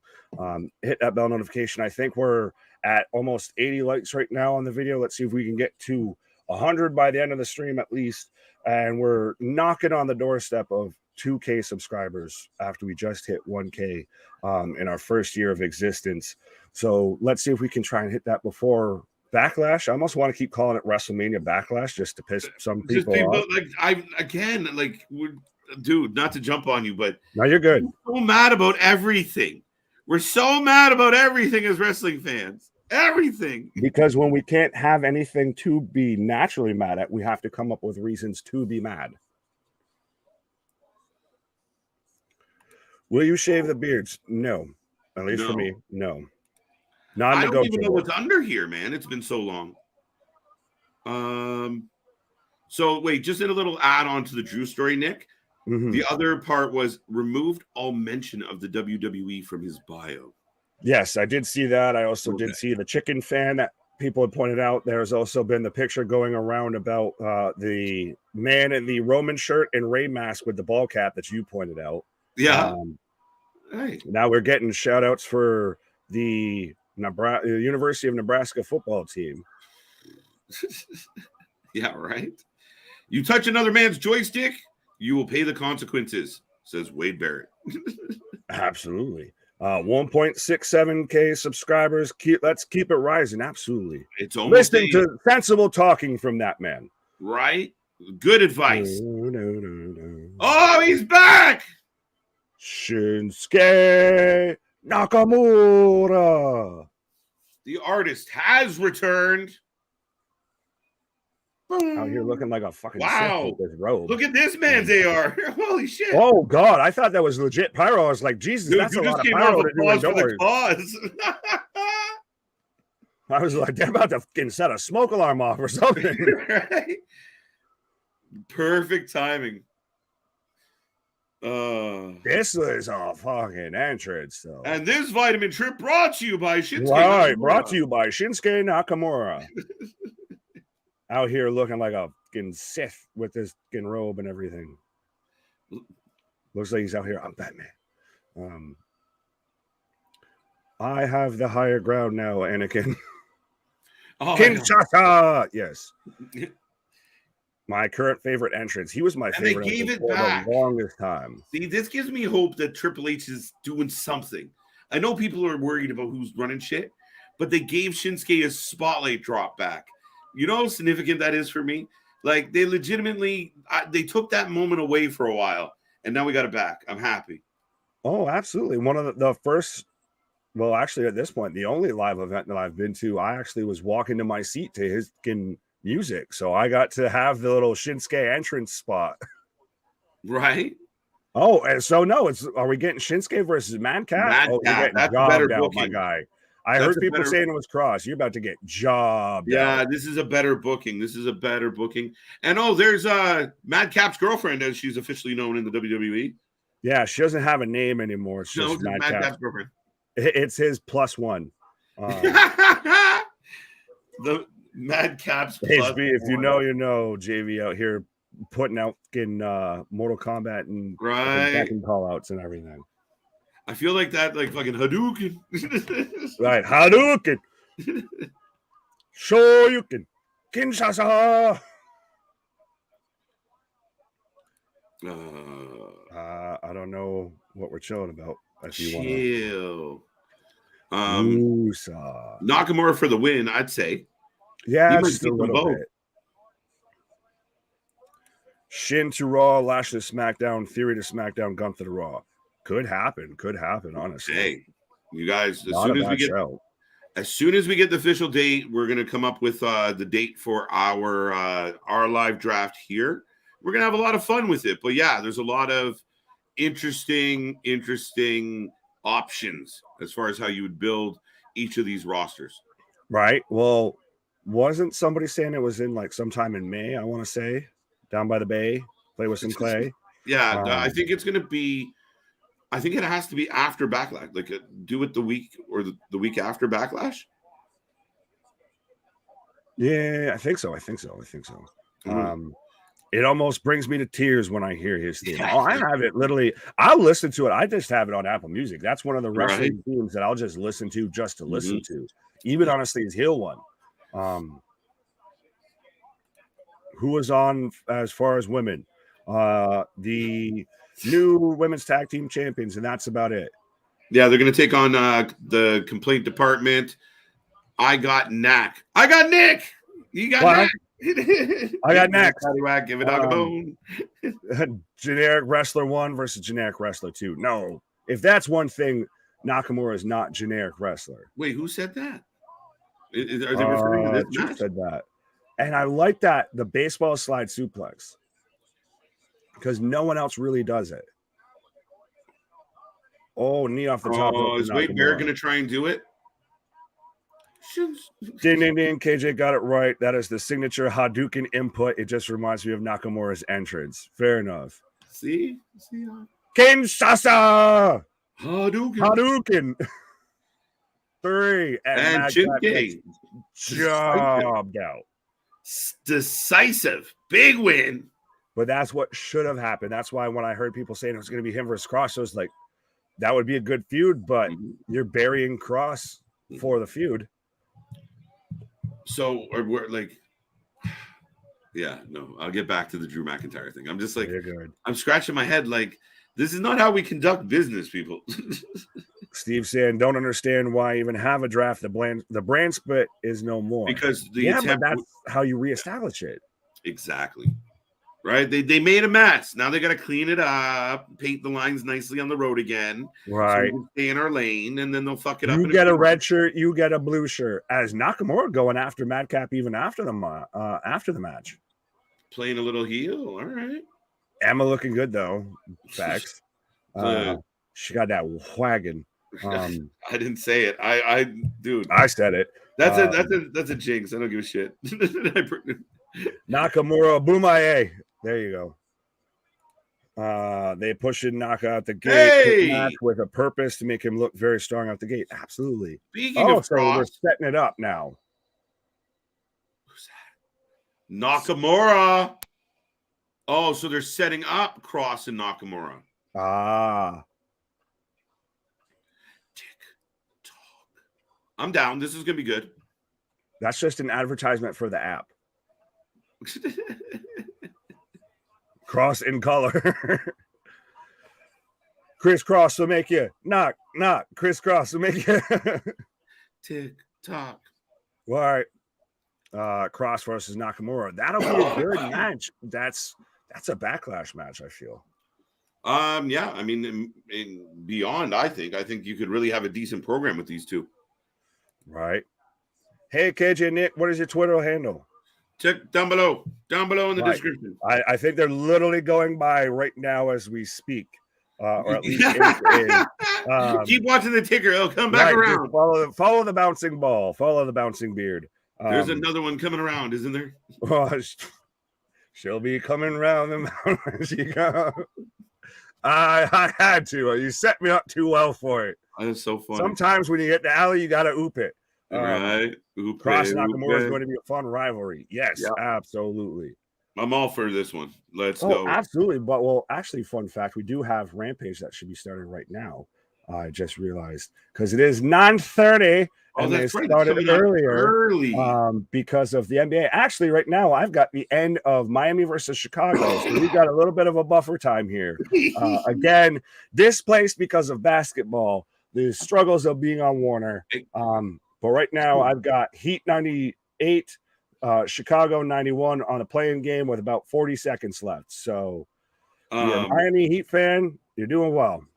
So the game's starting at 9:30, or the wrestling apparently. The wrestling is supposed to be starting right now, but okay, much like a YouTuber, it's going to start going late.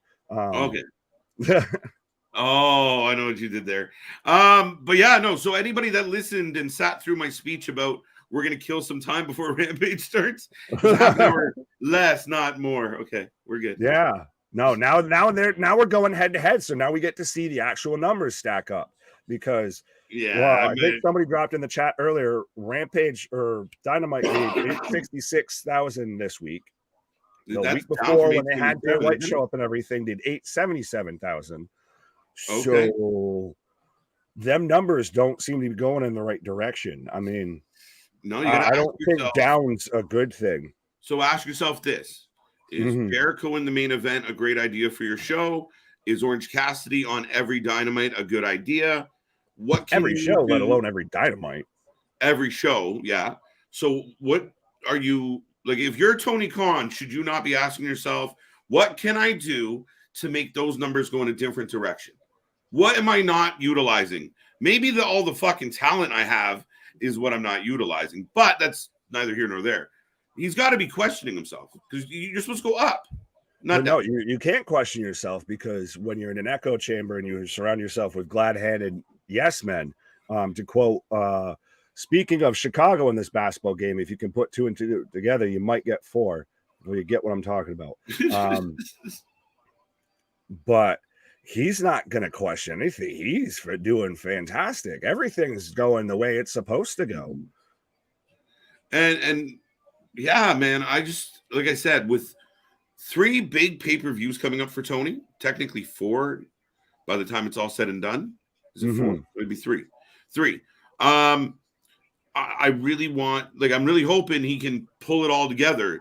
He almost always gives us a really good pay-per-view. Even if they get a little bit long, they tend to be quite entertaining. We're big fans of AEW pay-per-views 9 times out of 10.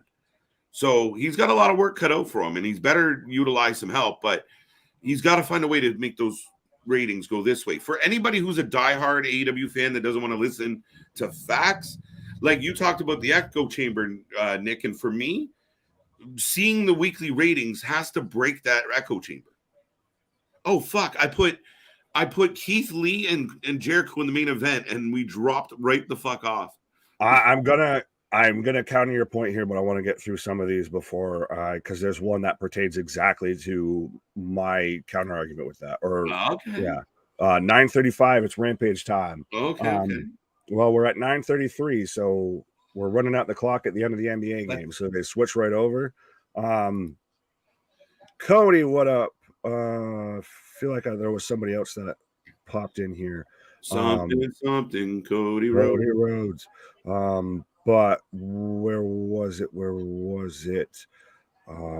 Dynamite's numbers were bad. I'm waiting to see what the final quarter hour was. It was like 600,000 the week before. That's the thing. That's the biggest thing, and why I don't think Tony gets it is because most of the time their carryover is from the show going in. They start off good, and then they lose viewers throughout the entire show. Yeah. Like the week that it was MGF Day. Yeah. They gained a ton of viewers back during his segment, and then they proceeded to turn around and lose them right after that in the next 15 minutes. Oh, sorry. The Vikings are just taking out Ricochet and Braun, our favorite Irish team, getting beat up by the Twins. Vikings.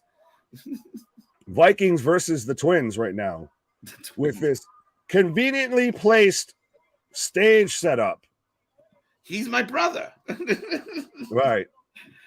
It's like Robin Big, people. Let me tell you about my best friend. I really thought because you said twins, you were going to give me a little Arnold, but yeah, you need to do it. Yeah, the Vikings are doing it to them. Yeah, now.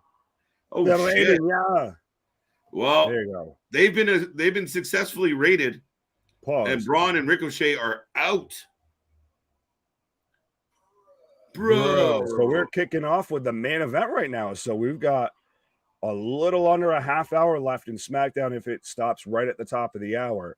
We're starting with Matt Riddle coming out, escorted by the new tag team champions KO and Sami Zayn as well. So it looks like we're going to probably have the Usos at ringside as well. Yeah, so I have a feeling that this, again, is just going to lead to a big fight, which leads to a 6-man match at Backlash. Absolutely. Juice, you said it. I'll second that. And here, you want to have this one? Justin says, this SmackDown has been garbage, 100. What is WWE doing? This has been one of the weakest shows I've seen, and why is LA Knight getting jobbed to look stupid?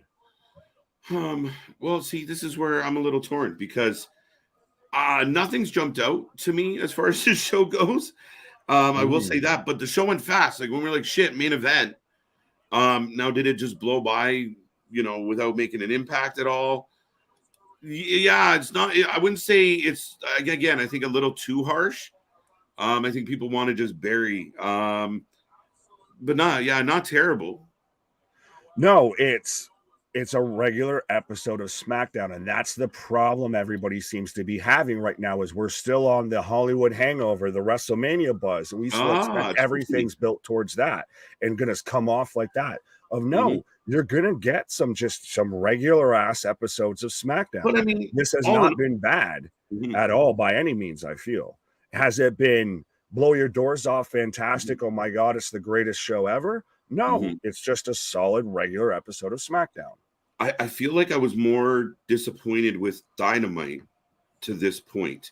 Hopefully this main event delivers. We'll see what happens. I don't have, a whole lot of fucking. But then again, though, too, everybody keeps bringing up about LA Knight losing, and that's what soured a lot of people on that's tonight's souring. episode of SmackDown. It's very much like people soured on night 2 of WrestleMania just because Cody lost. Yeah. I get it. Yeah. Just because the guy you want to win doesn't mean the whole show is bad. No, and I mean, we will all agree. Like, I believe it's horrible fucking booking to have LA Knight get rolled up again. Right. But the match was all right. The ending is garbage, so that hurts. The women's tag thing was fucking pretty not good. I mean, again, it's kind of like you said, it's just kind of a average SmackDown. Doesn't suck. Right. It's mid at worst. Mid at worst is a good way to put it. Well, and like Boston says here, this show is still miles better than Raw after Mania. Yeah, not a stench of old man stink or Vince McMahon mustache hairs combing around or anything. No, but I like that they're building up the matches. Like, I mean, I thought, by the way, let's not sleep on the fact that Damian Priest and Santos had a fucking barn burner. Like, absolutely. Like, that's been one of my favorite. And if I kind of go through my head real quick, and someone else can shout out something, one of my favorite matches of the week was Santos and Damian Priest. Wait, hold on. We've got a historic announcement to make from Paul Heyman. Then Reigns. But no, they did good. They started the show with the biggest storyline they had, and they're ending the show with the biggest storyline they have. Yeah. Now, for Justin or any of the fans out there that are hoping for a really good show, if this match is a banger, does that make you go, all right, this show's not so bad? The biggest live in 2 weeks from Corpus Christi, the biggest tag team match in history. So the rematch between KO and Sammy is happening, or with KO and Sammy versus the Usos is happening in 2 weeks on SmackDown. I don't know how I feel about this. You're going to build it up. Oh, I dig it. I'm nervous. I think that's like, I think. Oh, you think that they take the belts? Well, I'm just like, why 2 weeks? Why wouldn't you stretch it out and let us, like, what is your plan here? Like, why are we having this quick? Like, in 2 weeks, we're going to have this match on SmackDown? That is interesting. What's going on in 2 weeks that we don't know about? Yeah, what are we missing here? Yeah, because it feels like, again, if that's a match you're going to do, why not do it on Backlash?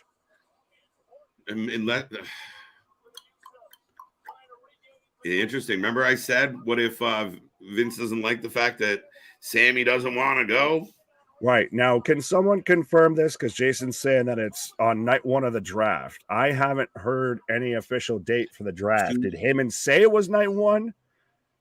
Yeah, I didn't catch that part of it, guys. So if you want to confirm that, but yeah, definitely getting that match in 2 weeks. But is the draft going to be in 2 weeks? I hope they don't do that thing with.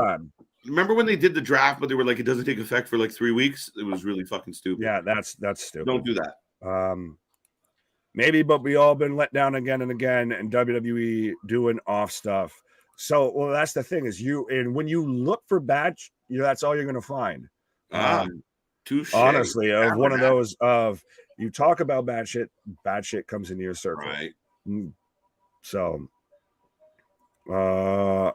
I'm changing to Rampage. Don't worry, Dad. We're also covering Rampage as well. I've still just got commercials going on. Yeah, I haven't got Rampage come up yet. I'm watching a commercial here. Right. The Days In commercial. What's the ticket sales like? I don't know.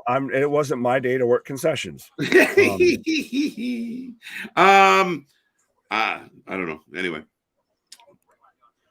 Sammy and KO won't hold the titles long. The Usos will get them back. They're setting up a 6-man between the Usos and Solo versus Sammy and KO Riddle, possibly a Backlash and not Clash of Champions. They can't do it at Clash.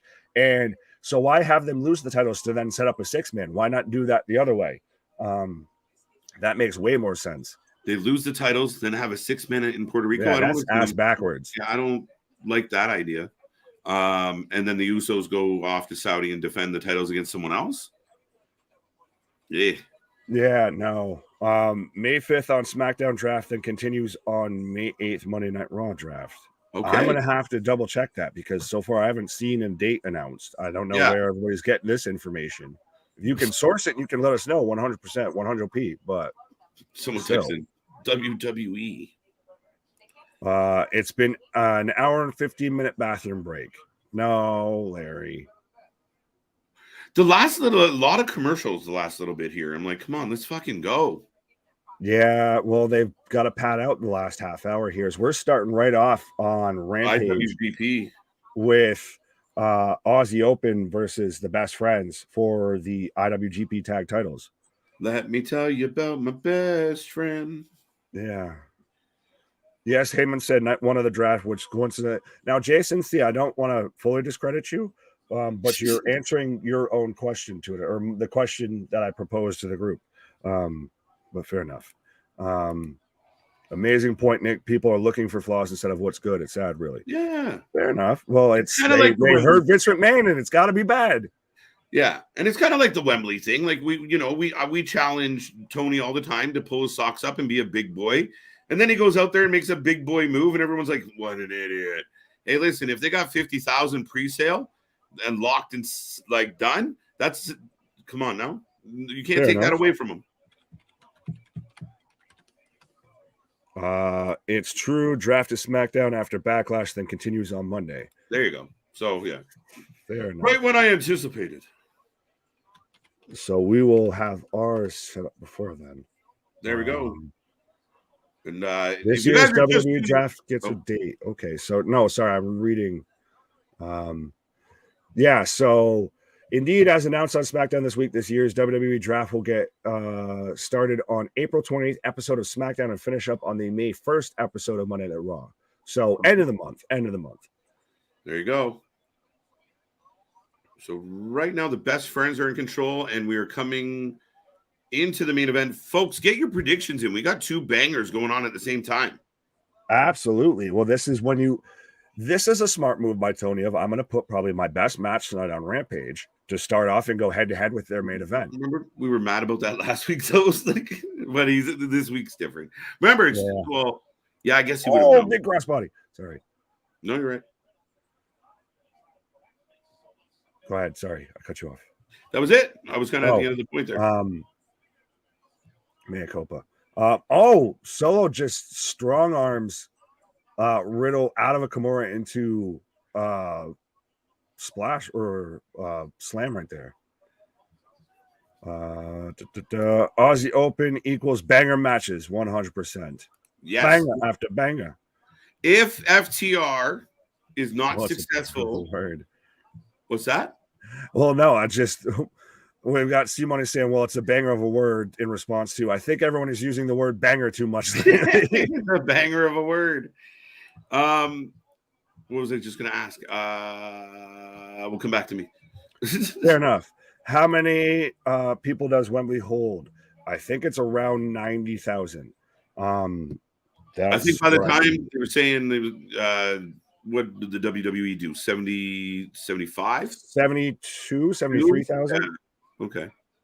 So, I mean, and I'm not saying, what did they do? I'm not comparing the two. I was just curious how, you're going to lose some seats and, not everything's going to be available for sale. So, I mean, 50,000 would be a huge coup for Tony. 96K is what JV says. Big Dog says they were over 85,000 at SummerSlam 92. Is that what they announced, or was that what they actually sold? Because those are two different numbers. Yeah, touche. Tabernacle. But even right now, I think they're at 55,000 on the pre-sale alone, the waiting list. So even that alone is honestly a little tip of the cap to them already, honestly. Right? We've got... Oh, that's good, man. That's good for business. That's good for fans. I don't know how a WWE diehard could spin it's only 50. Are you fucked?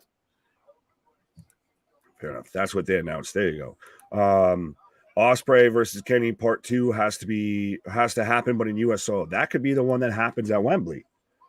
Yeah, but no, that's that's what my question was. If the Bucks won't man up and be involved in anything involving Punk or FTR, would Aussie Open be the natural slide in for that one? For FTR, yes. Right? They've already started teasing that, I feel, a little bit. As now we've got the Usos going at it with Sammy and KO right now. And Sammy and KO are getting thrown out for ringside. Shocked. This is bullshit. Oh, Uso's going too. You're out of here. I said, hi there, guys. Is this the last one? It's the main event of SmackDown and the opening match for Rampage. Don't expect the same stadium numbers from the 80s. Wembley barely sells out for fake soccer. They all flop. They sell more than they do in pro wrestling in soccer. So let's be honest. It's too funny. Man, I'm looking forward to it. It's going to be a crazy event. Yeah, dude, I hope the weather cooperates. Not to put that on. Facts. But we're in commercial now again on SmackDown, and we're in picture-in-picture on Rampage. So if you haven't done so already, folks, give us your predictions for Solo versus Riddle. Give us your predictions for Best Friends versus Aussie Open. I say Aussie Open, and come back to me after you take your pick, because I'll take whoever you don't pick. I'm taking Aussie Open for sure. Mm-hmm. I kind of have to go with that one. I think so. No, Riddle just came back. I'm gonna say if we get a winner, I'm gonna say Solo. Fair enough. I'll take Riddle then. I'll take the bro. I'll take the bro. You got a bro leave. Hijack the gimmick. I like it. That'll put butts in seats. Okay, Shivani. Easy, Tony.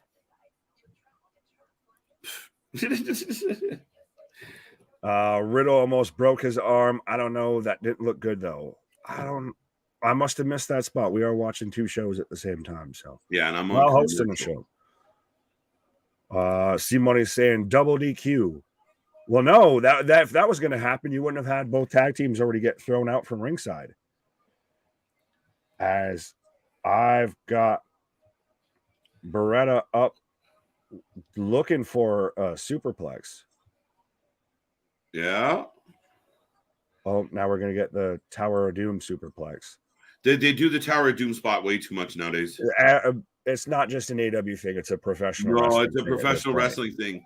Like, I'm about to turn into fucking old man on porch here, but I've already been remember when you could fight, guys had move sets, right? Yeah, when it used to be, it used to be a thing to, playing the wrestling games and all of that I'm picking that guy because of his moveset and everything. Now it's just literally nope, rinse, repeat, same thing. Right? Like you didn't start doing moonsaults with Bret Hart. I'm sure. That's why everyone picked RVD, because he always had the best goddamn moveset. Right? Like you pick good. We got a hug. I just got a high knee or a high knee. Did you? Yes. I got a Doomsday high knee, but high knee. I read that in Vince's voice. What? Oh, highest money making sports events: 1, NFL, 2, Olympics, 3 Summer Olympics, 3 Winter Olympics, 4 FIFA. Well, no, but they took all the money. 5 WrestleMania. No World Series. No. Well, those are 7 games, so those get drawn out versus one night sporting events. But then no, the fucking Olympics are like a week, 2 weeks, something ridiculous. Yeah, they really are. But I get, it's kind of a little bit of an unfair advantage with multiple events across multiple weeks. It's more than 2 weeks. It's like, isn't it like 21 days or some bullshit? Yeah, it's something ridiculous. Anyway, the point is, no, it might be 2 weeks actually. Now I think about it. 2 count for Solo. They're always being compared to the Super Bowl, right? Yeah, everybody's trying to catch up with that. But double. Did I get a win? Oh, yeah. Aussie Open's about to win here. There we go. There we Count go. Aussie Open picks up the win. As we're still going away with Solo and Riddle. You got to give the people what they want. No one knows what it means, but it's provocative and it gets the people going. Right. We're getting a Riddle chant. It sounds very piped though. Not to be picky. That's fine, because I've got a fever dream of a team right now on my screen of we've got Mark Briscoe, Jeff Jarrett, Satnam Singh, Jay Lethal, and Sanjay Dutt all paired up together. And what in the Rudy Blue hell? Yeah, why is Mark Briscoe here? What the fuck? Did he just walk into the wrong locker room? Yeah, what the fuck is happening here? Why? Excuse my French. What in the tabernacle is happening here? I think that might have been the first time I actually used that the proper way. Own tabernacle t-shirt. I have to do it.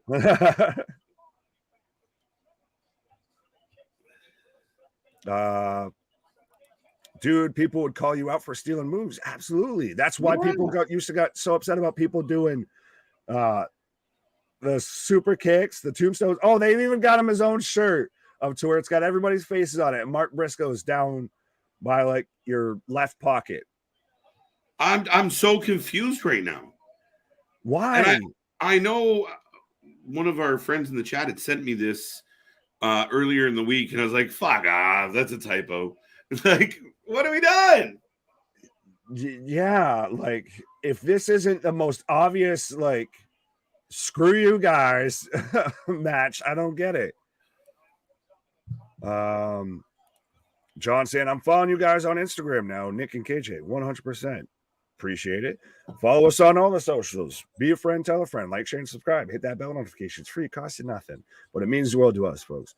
So 100%. Thank you to everybody. Look who's back. Yeah. Much like this, how, Solo, even though he'll get thrown out, he manages to show up. Oh,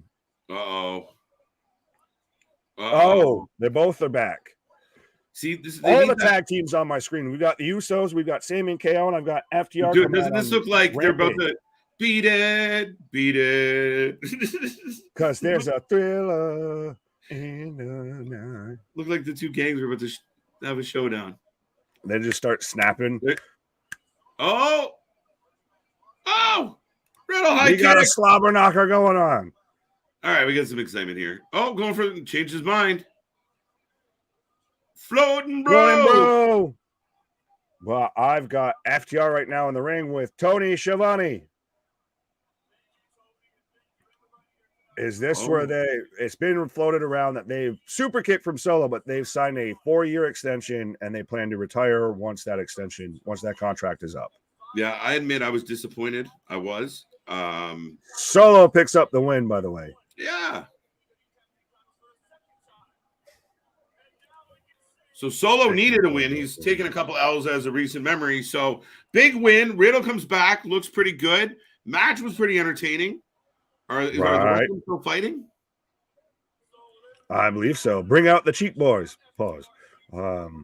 Yeet Solo with the W. Yes. Just give us a one-on-one clean match that has nothing to do with bloodline interference for once. But that's how they stay heels. Right. Well, that's what they're trying to, and plus they're trying to build the angle, right? So, right. I mean, when you have a faction, use your faction. Just absolutely. FTR re-signed for 4 years. Yay. Oh, Solo putting Riddle on the table. Just on the table. Didn't fucking do the Matthew Mania. I am the table right now. Right. You suck, table. Oh, wait. Oh, he's just gonna flip it on him. Fuck it. I'll run with Brock. It won't break. I'll break you. Yeah, I need to break you. Yeah, you need to do it. If he dies, he dies. That's Ivan Drago. I know. I can't do the Arnold, so I did the Ivan. I must smash you. I must break you. Someone get some help over here. He's pinned behind an object.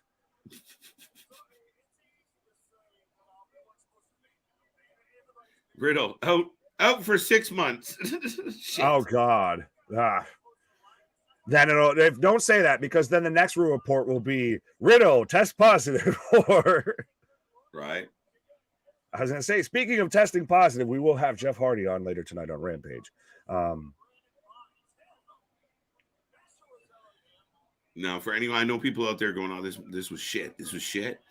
But I'm telling you right now, if anybody tries to convince me that Keith Lee and Jericho was a better main event, I'll be very upset. But who is the better commentator? Is it Donald? Yeah, do we want Donald on commentary now? Is that what we're going to doing? I'm being outworked by my own gimmick. Right. I think there's a limit, and we should stay within it. Never go full Arnold. But so that's how we ended, is Riddle crying and Solo looking like a badass. He's just been built to be the fucking destroyer of the bloodline. He's the enforcer, the goon, the bodyguard, buddy. Oh yeah, he destroyed Riddle. He took out KO beforehand. FTR cutting a hell of a promo, by the way. But they're actually does it for. Oops, sorry. No, sorry. Just real quick. I appreciate that they're doing a legit interview. Like the guy with the Tony has the mic. Yeah, Schiavone hasn't ran off or anything. They're doing it. That's one thing that I think, especially guys like us, always like, and why FTR has gotten over, is because it always goes back to just when, like, what wrestling at its purest fucking form. This is pro wrestling with them. They are the Bret Harts of tag team wrestling. Yeah, I get you. No, and I think I interrupted you saying that we will take a rating out of 10. I see some coming in, folks. Let us know what you thought of SmackDown. We will keep talking about SmackDown, but we also have Rampage on, and FTR is in the ring with Tony Schiavone, and they're cutting a good promo. Right, and that was SmackDown right now, folks. So give us your final rating on that. Let us know what you're thinking on SmackDown tonight out of 10, as I've got the Hardy Boys, Hook, and one half of Private Party backstage right now.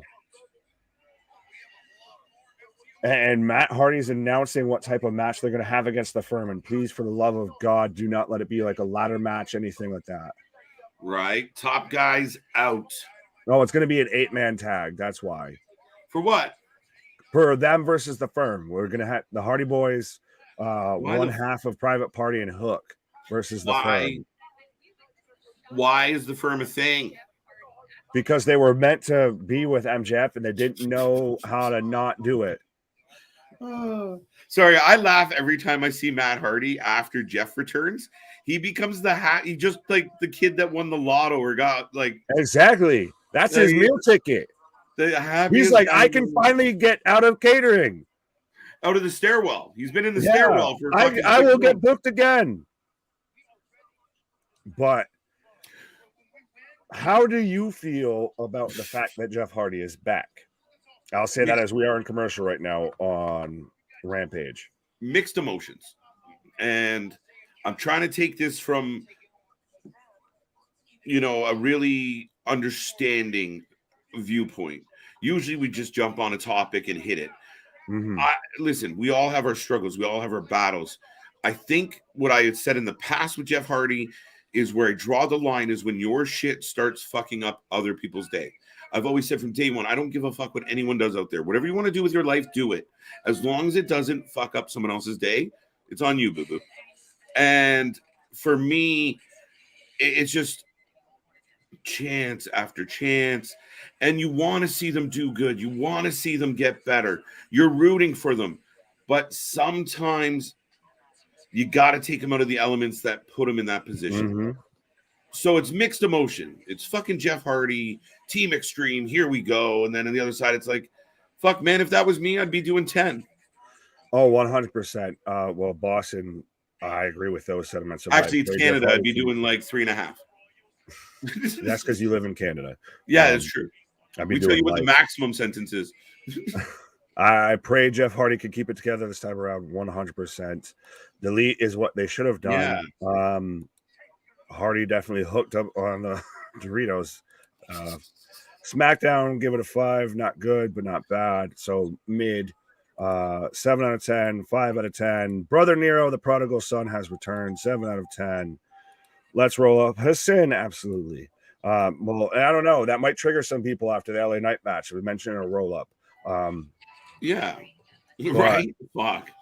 To me, with Jeff Hardy, I was on here and I publicly said this, and I do still stand by this. Of I never wanted to see Jeff Hardy in a professional wrestling ring ever again. True. I respect. It's one of those of I don't want to ever see him go back to that again. Which, granted, I feel like that's a fucking dime a dozen, and I think you kind of worn those chances out, Jeff.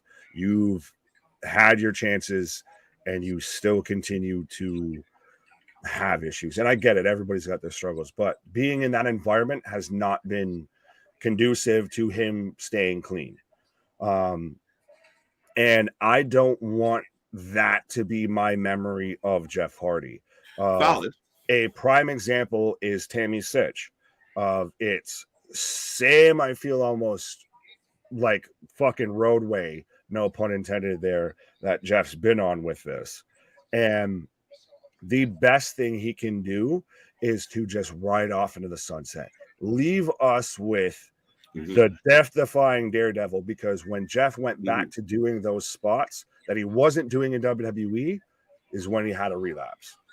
So to me, AEW's environment is not conducive to him staying clean. It's too loose. It lacks. There's no guardrails to keep him in check. The man thought he was in North Carolina in fucking Jacksonville, Florida, wearing a Jaguar shirt, by the way. Shout out Tony. That was the best shit. I'm sorry. I'm not. It's unfortunate, but oh my God. No, the first time it's unfortunate. He's not wearing one of my time it's unfortunate. The third, the fourth, the fifth, it's no longer unfortunate. What is oh fuck, what's the it reminded me of the fucking Longest Yard. I think we should see other people. I think we need to start seeing other people. That's what Tony needed to do. Yeah, no, you're not wrong. That's the tricky part with this debate. Now some people said, Tony gave him very stern warning. Like, oh, okay, it's Tony. But he has to understand, like, there is no coming back. And maybe that's enough. Maybe knowing that this is like there is no hope for you at this point. So you're telling me the issue at, I think it was Sacrifice, or it might have been the Impact incident, wasn't enough alone to where he goes out and is trying to have a match fucking bloated off his tits. No, the fact that that's happened then now, I think 1 to 2 more times after that. This man was pulled over with a suspended license, so taking away his license ain't going to stop him. No. The biggest thing, and I'm surprised he didn't serve jail time, honestly. That to me is extremely surprising. And I don't know who he knows or what he paid. Well, he's a Jeff fucking Hardy, and I'm sure he just walked in the courtroom and just started doing and that's what got him off. Oh fuck, that's not funny, but it's funny. No, man, I wish him like I don't wish ill on anybody, and I know you don't either. But you're right, like. If you put him back in this environment, he starts taking bumps, starts feeling the aches and pains, feeling like he's on the road with the boys. And if there's so much temptation there, well, maybe you just take up knitting and and hang out, ride your motorbikes around your track in North Carolina. Like maybe that's what it is. To me, it's him being in this environment. To me, is going to be. I hope it does well for him. Absolutely, 100%. Again, as much as people even come at us just talking negatively about AEW, we don't want them to do bad. I don't want Jeff to go through that again. But fool me once, shame on me. Fool me twice, shame on you. Fool me 5, 4, like 5, 6, 7 times. Like, who do we blame at 7? What are we doing here at this point? Somebody call my mama. Like what? Absolutely. And this environment is not conducive to that. But a wild slapnuts appears. A wild slapnuts. We got it. The weird for everyone who's freaking out about Vince McMahon booking wrestling. Mark Briscoe is somehow hanging out with Satnam Singh, Jeff Jarrett, and Jay like Larry says, why is Briscoe with the ICP 2.0? The oddities. Right. And if, a lot of people were clowning on WWE releasing Jeff after he staggered out through the crowd, including his brother, the Enabler. That's an interesting point. Is like we jokingly said of Jeff's Matt's meal ticket. Matt is nowhere near at the level, and that's no disrespect to Matt. It's just the nature of the situation.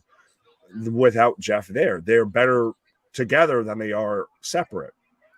So without Jeff there, Matt, is in catering, dealing with Ethan Page in the firm and so on and so forth.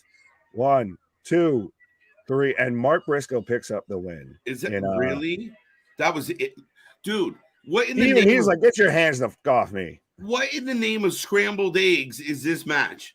That didn't even look like an 8-man tag match. That looked like you do a move, someone pins somebody, we win. Jeff spent the other team was never even on in the corner at the same time. They just looked like they rolled out from underneath the ring, took a move, and then rolled back under. They booked the fucking Camper Dave dude. Well, and then you had what a fucking team on the other side. Oh, geez, they just showed. Oh, God. So we're building up the Blackpool Combat Club versus the Elite story because they showed Don Callis' big-ass gash on his forehead that was completely accidental. I thought they were going into don't try this at home, kids,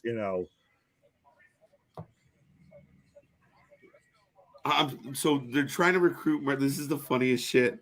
Mark Briscoe had a chance to just run right to a belt and be a champion. And we're doing this wonky shit instead. Right. Yes, obviously T's and P's, Jay Briscoe. 100%. But yeah, I feel like Matt might at times just push Jeff. You're good to go, Jeff. See, you can come back. You can go. Yeah, you should 100% do a swanton off the ladder. As we've got Taya Valkyrie coming out right now, and that's why KJ is going to be probably quiet for about 5 seconds. No, I'm slightly behind you. So I just saw that giant Grand Canyon of a fucking gash in that man's forehead. And listen, the defenders can say what they want. That Matt, like this whole scenario, Wednesday was a weird night, dude. Every segment was the same. It was really fucked up. Fair enough. But we got a lot of returns and surprises, so people were thrilled. Jeff could be a manager, that simple. Yeah. But even then, you're still around the boys. I feel like Jeff in a locker room right now, he can't handle that. And I don't want to speak for another full-grown adult, but when you've proven time and time again that you can't self-regulate, I think that's a thing that needs to be said. AEW needs Punk back. Yes, they do. And I think hopefully we will get that. Maybe around we haven't talked Chicago about that show. Yeah, no, I got Taya coming out right now. So like I said, I'm slightly behind you, but good Lord, Taya. How you doing? Hi. My thing with like the whole situation, so I completely got distracted. It happens. I anticipated it. Of you were gonna, be a little quiet during this match here. And you and I haven't talked about this much, but like, dude, this is a pickle. Like, what do? Your EVPs are saying, no, well, Jericho's saying, fucking, we don't want to work with them. We don't want. I'm your boss.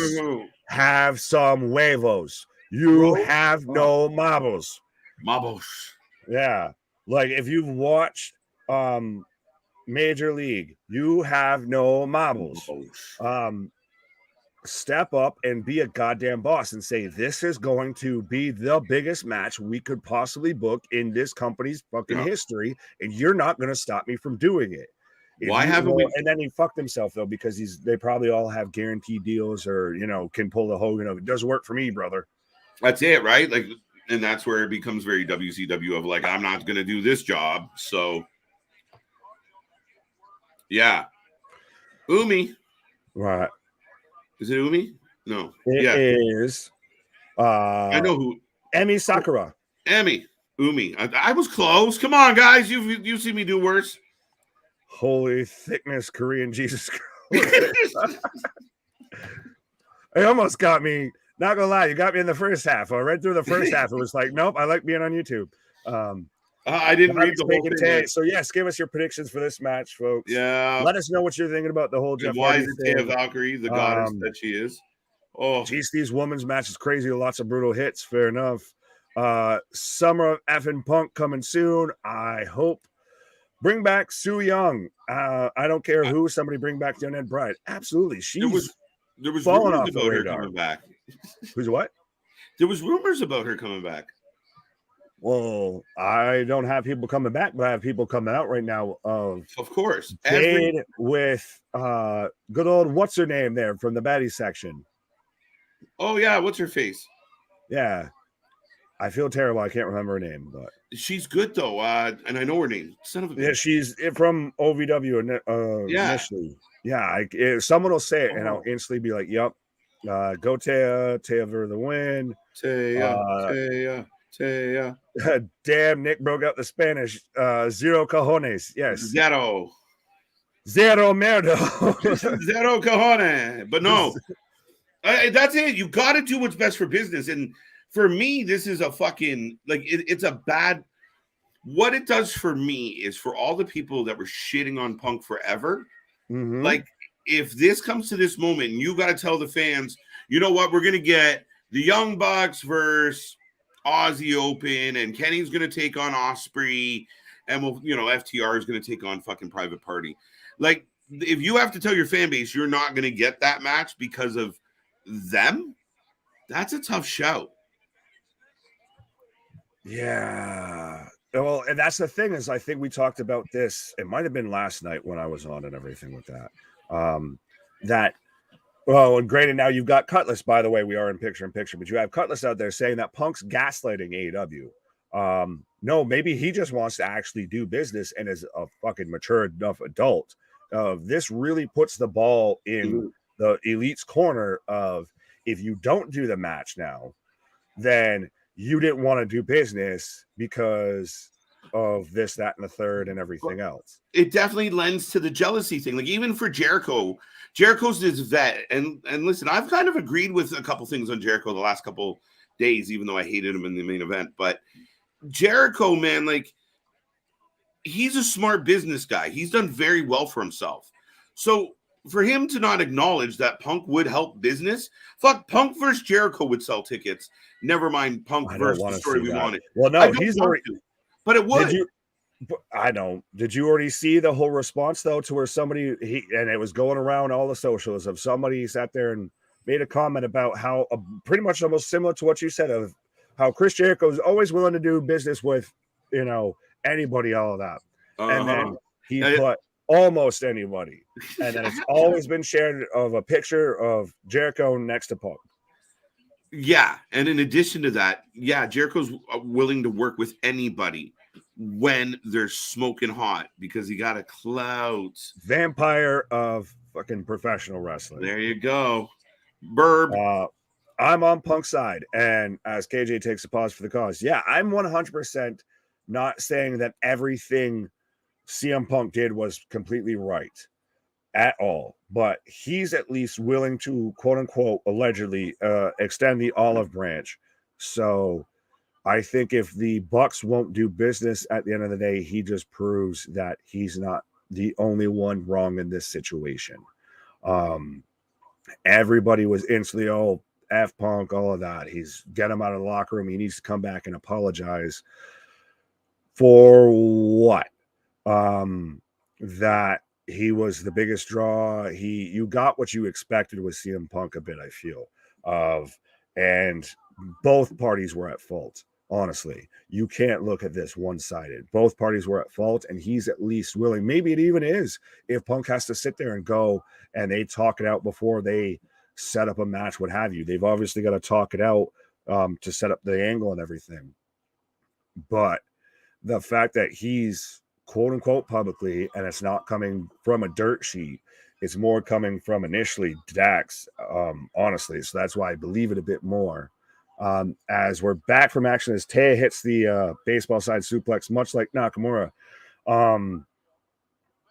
But the fact that he's willing to play baseball with them, to me, makes sense. And to me, it's the best power move that Punk could do, because if it doesn't follow through, then it falls solely on the Elite and TK. And if it does happen, it will probably be, like I said, the biggest match. You give me Kenny and the Bucks versus CMFTR, and that will be the biggest match that AEW has to date booked in its history. 100%, undeniably, and especially if you do that, the main event of Wembley. And you could still do, if you're not going to do that, and that's another thing that was brought with this, and I know I'm talking over the women's matches, and he goes for a 2 count, but it's been reported, alleged, that Punk was willing to work with people outside of the Elite. He just wants to actually come back and be in professional wrestling, and he's willing to go back to AEW. But that he's willing to work with people outside of the Bucks tells me that he just, like, even if it's not going to be that storyline, he could go back and do something with MJF. He could do, Christ, like KJ said, he could do the Jericho storyline. He could do something with Danielson. He could do something, well, I don't think he'd really do it with Moxley. But, big spear from Taya. Cheeks very bushy tonight. Well, thank you for noticing my rosy red cheeks here, I guess. Fair enough. Now that you said that, I'm going to be focused on my lighting as Taya picks up the win for the 1, 2, 3. And that's, of course, though, why KJ had to take a little pause right there, because he knew Taya was about to finish. Pause, allegedly. What a crazy women's match. Fair enough, that. Sensi and Punk to Ring of Honor. That's it. Keep them apart. God, the fact that they are grown-ass adults acting like high school children at the cantina fighting over who sits with who at the lunch table is sad. Right, but this, I think, proves 100% who's the high school kids and who's not. As Taya hits the glam slam on, Christ, I feel terrible, I forgot her name, but the baddie. But now we're getting Jade and Taya going eye to eye, throwing shots back and forth. Oh, and Taya's out, or Jade's out here barefoot, still looking Taya damn near eye to eye. Oh, no, you can't have her hitting the glam slam on her like that right now. So does Taya Valkyrie. Pump handle kick, but is Taya the one that ends Jade's streak as Jade hits the glam slam on Taya? But is this not setting up for Taya being the one that ends Jade's streak? That's a very legitimate possibility, I feel. Isn't that Kiera Hogan? No, it is not. Kiera Hogan has left the baddies. That's the only one left. I almost wanted to say Fallon something, but I'm like, that's the woman from NXT that we call Bar Rescue. But yeah, the women's match was good. Fair enough, Justin. It was a good match. I was just kind of going on a whole tirade there about CM Punk during that. That's the unfortunate thing, I guess. But we're getting Vikingo versus Dralisico on next Saturday Rampage. Shout out the NBA playoffs. I think it's for the Triple A championship. But oh my God, we have. No, I'm so glad you're here right now, because this is a fever dream and a half to try and call of. We have not cool right now in the ring of 2.0 and Jake Hager. Yeah. How do we get Diet Coke? Just spitting rhymes. How did 2.0 get to the status where we will hear from them on, like, really? You're going to preempt them? Because they're used on every show. You show me an AEW show that Coke and Diet Coke haven't been on. And that's not an AEW. That's probably from at least 2 years ago, before they were with the company. They're literally spitting that hot fire. I'm waiting for like the kid in the hoodie from like the fucking meme to like jump out. Ooh, they're literally rapping at the Acclaimed right now. And does Jake Hager not look incredibly out of place here with his bucket hat and his big fucking workman boots? Look, I have no time for this. I wish I was trying to be like, no. Jake looks like I'm just collecting a check, guys. Thank you. Yeah. And cut to the one fan that's hipping and hopping and bipping and bopping with it. Yeah. They're trying to get a channel like his hat is the hook. Oh, you know what? Not Mac Daddy, a Diet Coke. You give me some Beastie Boy vibes. He was better than his buddy Coker. He's the Flavor Flav. Yeah. Oh, and Noah ran from the Acclaim. We're just going at it here. I got 7 Mac 11s, about 8, 38, 9, 9, 10, Mac 10. The shit's over. Do that for folks. I can't. Cool J wants his hat back. No, it's not Kangol. Sorry. That one. Thank God, no Bray Wyatt. For what? I don't know. People, I think, are just trying to take shots now. I'm sorry, I'm shocked. Have arrived. Yes, I just saw Jake Hager rap. I don't want to. Oh, they're gonna scissor him, daddy. They're gonna cut his hair. What was he gonna like Sid Vicious, Arn Anderson out here and just really like go at him with the scissors there? Yeah. And if you know, and you're of a certain vintage, right? And remember to take your ibuprofen before you go to bed. Right. Take the scissors away from Sid, please. Right. I need a scissor shirt though. It just says in just plain white font on a black shirt, it just says scissor me. This is gold. So hey.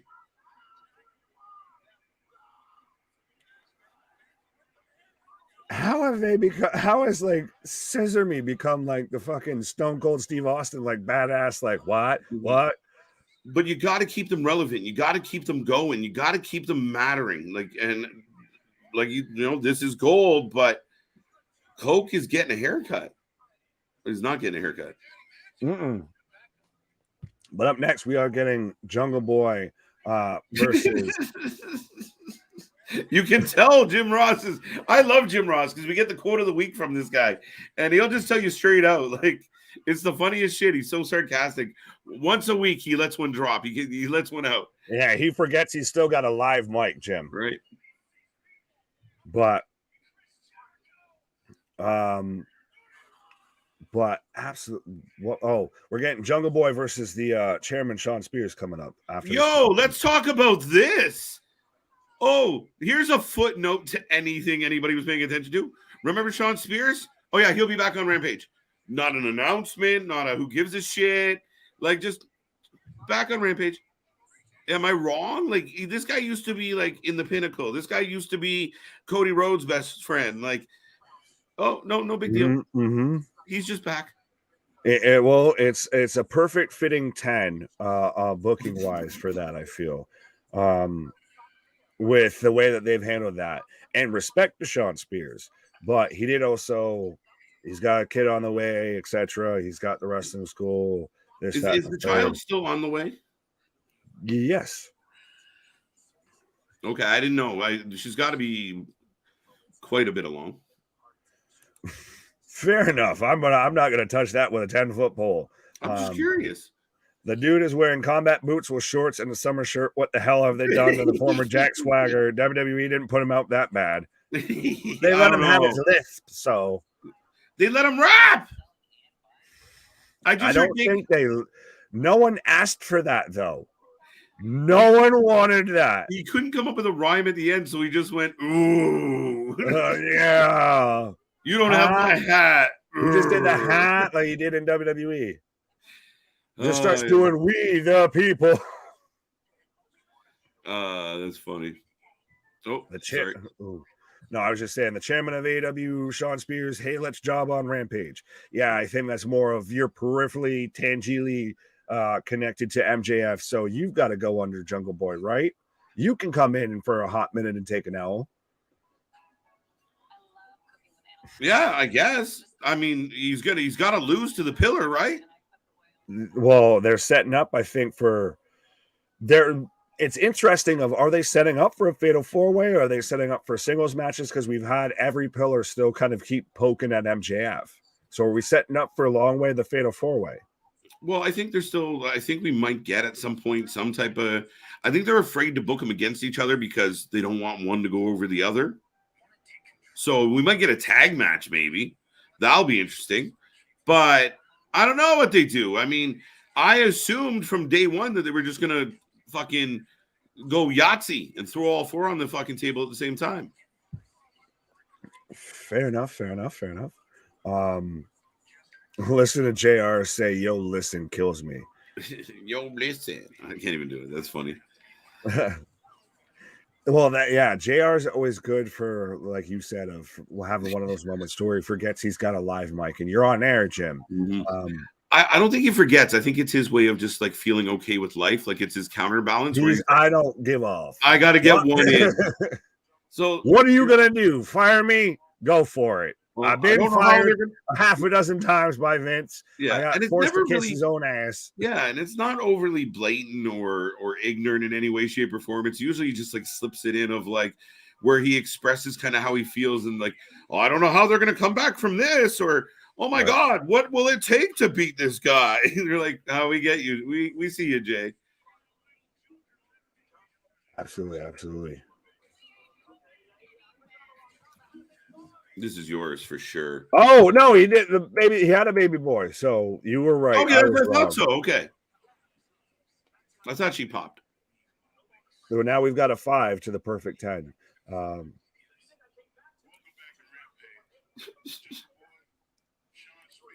Oh, my favorite part of the week.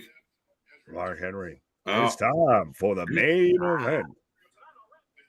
You'll find me in the mosh pit, not a rap battle. Why does that sound like a fucking metal, like a metalcore fucking lyric or something? That's how you sell 90K tickets. JR versus Excalibur rap battle in Wembley. Yo, listen. I had a baby boy. Oh, Nick taking a little quick pause. Sean Spears, I'm a little behind, and Sean Spears just cutting a promo. He seems invigorated or reinvigorated. Spears is back from maternity leave. It's paternity leave, sir. I go for Jungle Boy for the win. Yeah, I'm going with you, Bobby. I mean, if you're building up the pillars, he can't lose. But what it only adds to a little bit of the head scratching on this booking. It's time. Chronic getting smoked. You don't know me. It's time for the main event. Did Spears think he was pregnant? He might have. I don't know, man. Mashing to Earth Crisis. Moshing to Earth Crisis. All right.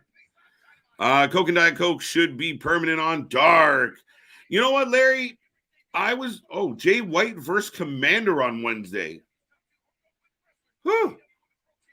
Interesting. But here's the question. Do you really, Commander did the whole run across the top ropes in 2 matches now. Now he's going to fight Jay White. We're going to see him run across the top of the ropes again. Is it really ooh?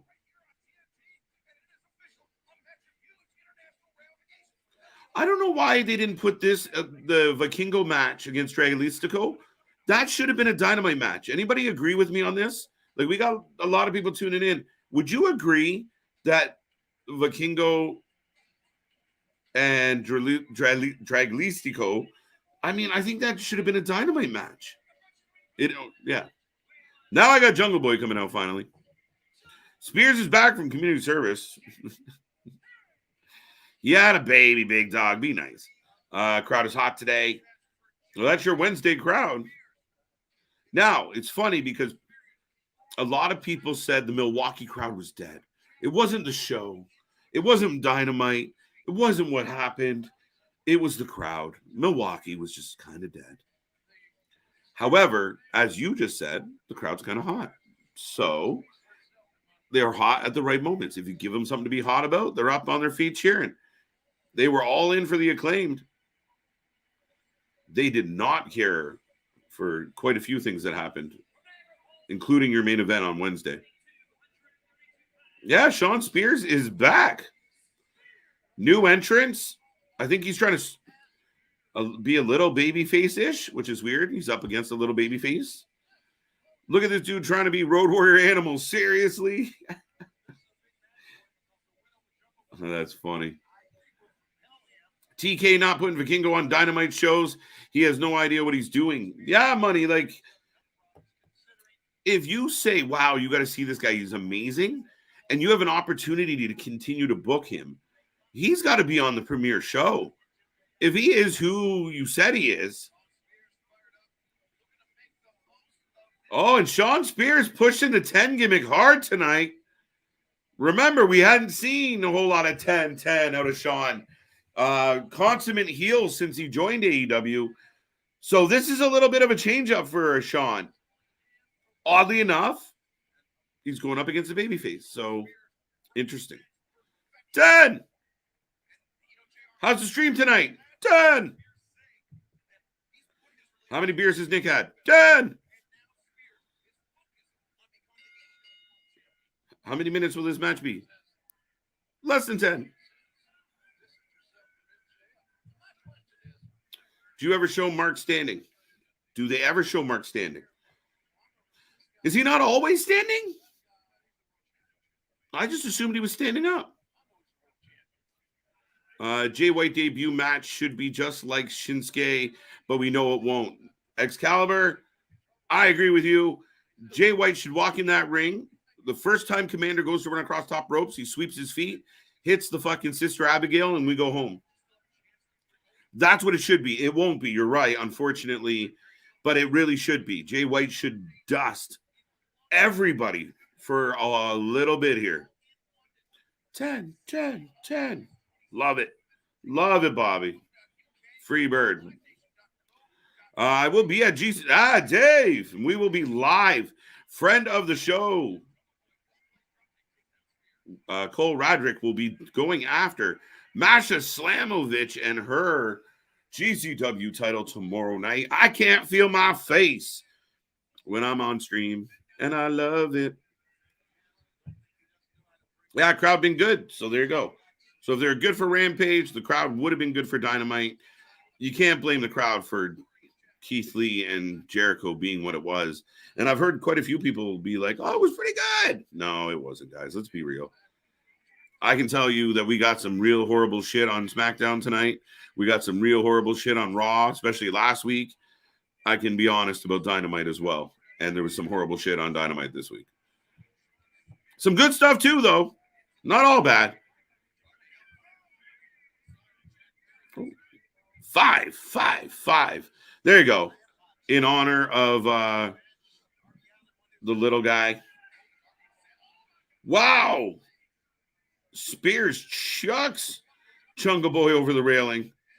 And they're doing that thing again where every time a pillar has a match, the other pillars are watching. So they're going to continue building this. This is essentially why there's no way that Spears loses. Or wins. Holy shit, the main event match is fire. All right. Freebird's happy. What do you think about the new rivalry between Raquel Rodriguez? No, I don't, Damien. I don't think much of it. I don't love it. I'm not really crazy about Liv and Rodriguez. I'm not sure how I feel about the complaint department. Yes, the complaint department, that's Sonya Deville and Chelsea Green. They have potential because Chelsea can wrestle. Sonya can wrestle. They got potential. Not quite there with them yet. It's kind of a weird shuffle, but the WWE Women's Tag Division is always a weird shuffle. They really need to bring up some of the NXT ladies and the women who have actually worked on being a competitive tag team. Chance and Carter would be great. Bring them up. They're undersized, but they're fast. They got great tandem offense. They work well together. They got a good look. Bring them up. Do it. Put them in that division. If you want to bring Bar Rescue up, they looked good the other night. But you got to build that division with tag teams. Just kind of like you got to build your tag team division. But we all know Vince has never been a big tag team division guy, which, I mean, oddly enough, at one point he had some of the best tag teams in the world. So right now, Sean Spears and Jungle Boy are outside the ring during picture-in-picture for me. Folks, I will remind you, we are back tomorrow night. We got GCW. I can't feel my face. We're back on Sunday. Impact Rebellion. There's also some New Japan going on. It's a busy, busy weekend with all the shows, but we are going to do our best to keep up with them, keep you informed, keep you in the loop, and just have a good time. And you know, our Saturday specials are always just that, very special. So like, subscribe, join the family, share. If you guys want to do anything to help this channel at this point, it means the world if you could just share our link with people that might want to watch, you know, a couple guys shoot the shit about wrestling. And sometimes some other people. KJ, I saw you long hair, your long hair brother at Rampage. You know what? Once upon a time, I had very long hair. And then it transitioned to my chin and left my head. David Brink. There you go. There you go. Dave, you bring a sign, we'll send you a t-shirt. Think about it. You saw a sign? I saw the sign. Opened up my eyes, I saw. Anyway, I can't feel my face when I go eat. Shame GCW has to be an Illinois side of St. Louis. I hate Illinois. That's American geography, so that's on you. And it opened up my eyes. There, look at that. What? KJ, do you see any major promotions signing David Benoit to a contract? I can't give an honest opinion on that, JV, just because I haven't seen much about David as far as where he's at. I didn't really know he was pursuing it. I'd have to see him to give some more insight. Again, if he's good, he's good. I mean, do you pay for the sins of the father? If he's good, he's good. So we'll see. I'm asking because I saw a photo of Mark in a wheelchair, sadly, from having surgery recently. I thought, are you sure that's not old? I didn't know he recently might have been back in a wheelchair, so maybe I'm incorrect. Cannot confirm or deny that at the moment. Which Mark are we talking about? Henry. Oh, no. Henry. The last time I knew he was on a thing was back there when, what was it? It was like Randy Orton was just in a feud with Drew and just going back there and tearing into all the legends and everything that were backstage. And now they all work for AEW. He was the curse for the longest time. Once Randy Orton cut a promo on you, you knew you were going to AEW. Christian, Paul White, Mark Henry. All right. Someone should order Domino's for delivery at GCW. Like, if you're the front row, just call it out. I feel like they would probably deliver. Yeah. Yeah. I think it'd be funny. Oh, it literally took me. The vitamins blocked it and took half a second there. Oh, okay. You got there. Yeah, I got there. I was like, I thought that was funnier than it came out. Yeah, no, it took me a minute. I'm with KJ on this one, Damien. Sonya's gone dry. Pause. To the fans, and she's not getting heat or getting over. She's just a pest at this point. And Raquel and Liv are placeholders for Ronda and Shayna. That might all be fact, big dog. Right. Hard to disagree when you agree. From Jungle Boy, and another 2 count. Yeah, Ronda's injured, and like you were saying while I was on my pause there, of especially a team like Alba Fire and Isla Dawn. I almost called her Isla just because of you. But that is a team that 100% should have the main roster tag team titles. It's a big statement that NXT can do the women's tag belts better than WWE's main roster, as Jungle Boy sneakily gets the win. Yeah, for sure. So Sean Spears makes his return, and yeah, no one cares. What did that? And I'll ask you this because I'm kind of missed a chunk of that match. Did that match really put Jungle Boy over or anything? Like, no. It's just a win. No, I feel. And it makes me laugh because the chat was kind of lit up with like a couple people had mentioned, like, this crowd's real good. And I went on that little rant about the crowd compared to Wednesday. This match put them right back on their hands. Well, not according to Data. What a crazy crowd. Not right now. No, you got a few people. Okay, there you go. They popped for the finish. They just popped for the song. That's it, right? We get to dance again. Let's go. Right. Dance party. But even then, it still wasn't like the whole crowd's going. You got a few stray. Jungle Boy reminds me of Steve and Sean Simpson from World Class back in the day. Fair enough, Big Dog. A little before my time, I feel. I like it. What that was worse than the LA Knight roll up? I don't know. It's close. No, because you expected LA Knight to win. Like we were at that point of that was LA Knight's Cody at Mania Night 2 moment of like he's supposed to win this, right? Oh God, right. No, they're rolling him up. Oh God. That's what that was. But already 9 out of 10 for Rampage, 5 out of 10 again, folks. Just like we did with SmackDown. I don't even think we gave our ratings for SmackDown. No, but what are your ratings for every show? So let us know your ratings for Rampage, in all of its not glory. What do you think of Babyface Spears coming out running the 10 up the pole? I don't know what to make with Sean Spears right now because I don't think they know. So they certainly didn't put any effort into making us give a shit about him returning. That's legitimate. But you didn't even have him, and I know it could have been a timing thing, but you didn't have him return when they were doing their whole little tour in Canada.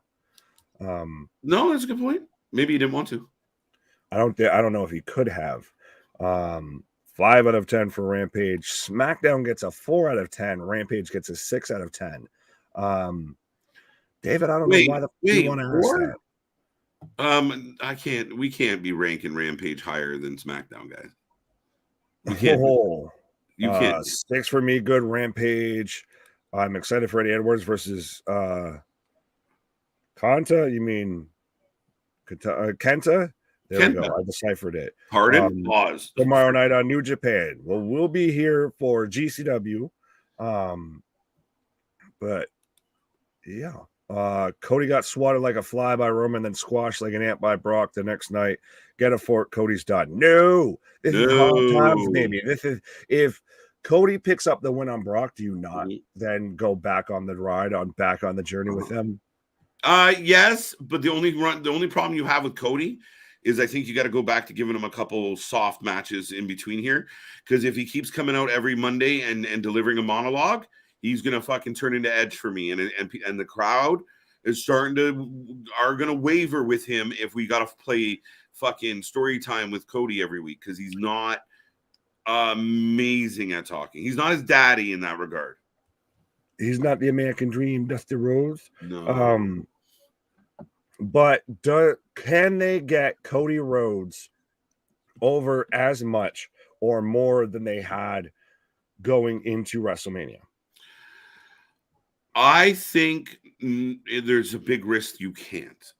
Now, if I put some blind faith in the company that continually lets me down, I will say that at any point you can turn a story on, right? Like if there's something compelling and they do it well, like we never thought we were going to be losing our mind for Sami Zayn. We never thought it just fit. So they got some work to do to get back there. And that's my big point is everyone had that emotional letdown.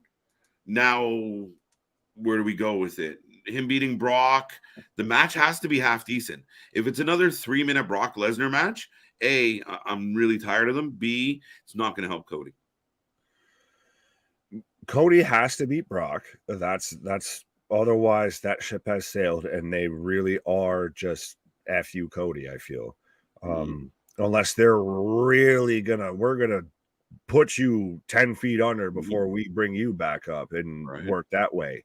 But no, I think, and I said this before, and I know we're going on a tangent here after 2 great shows, or good shows, I'll say, not great.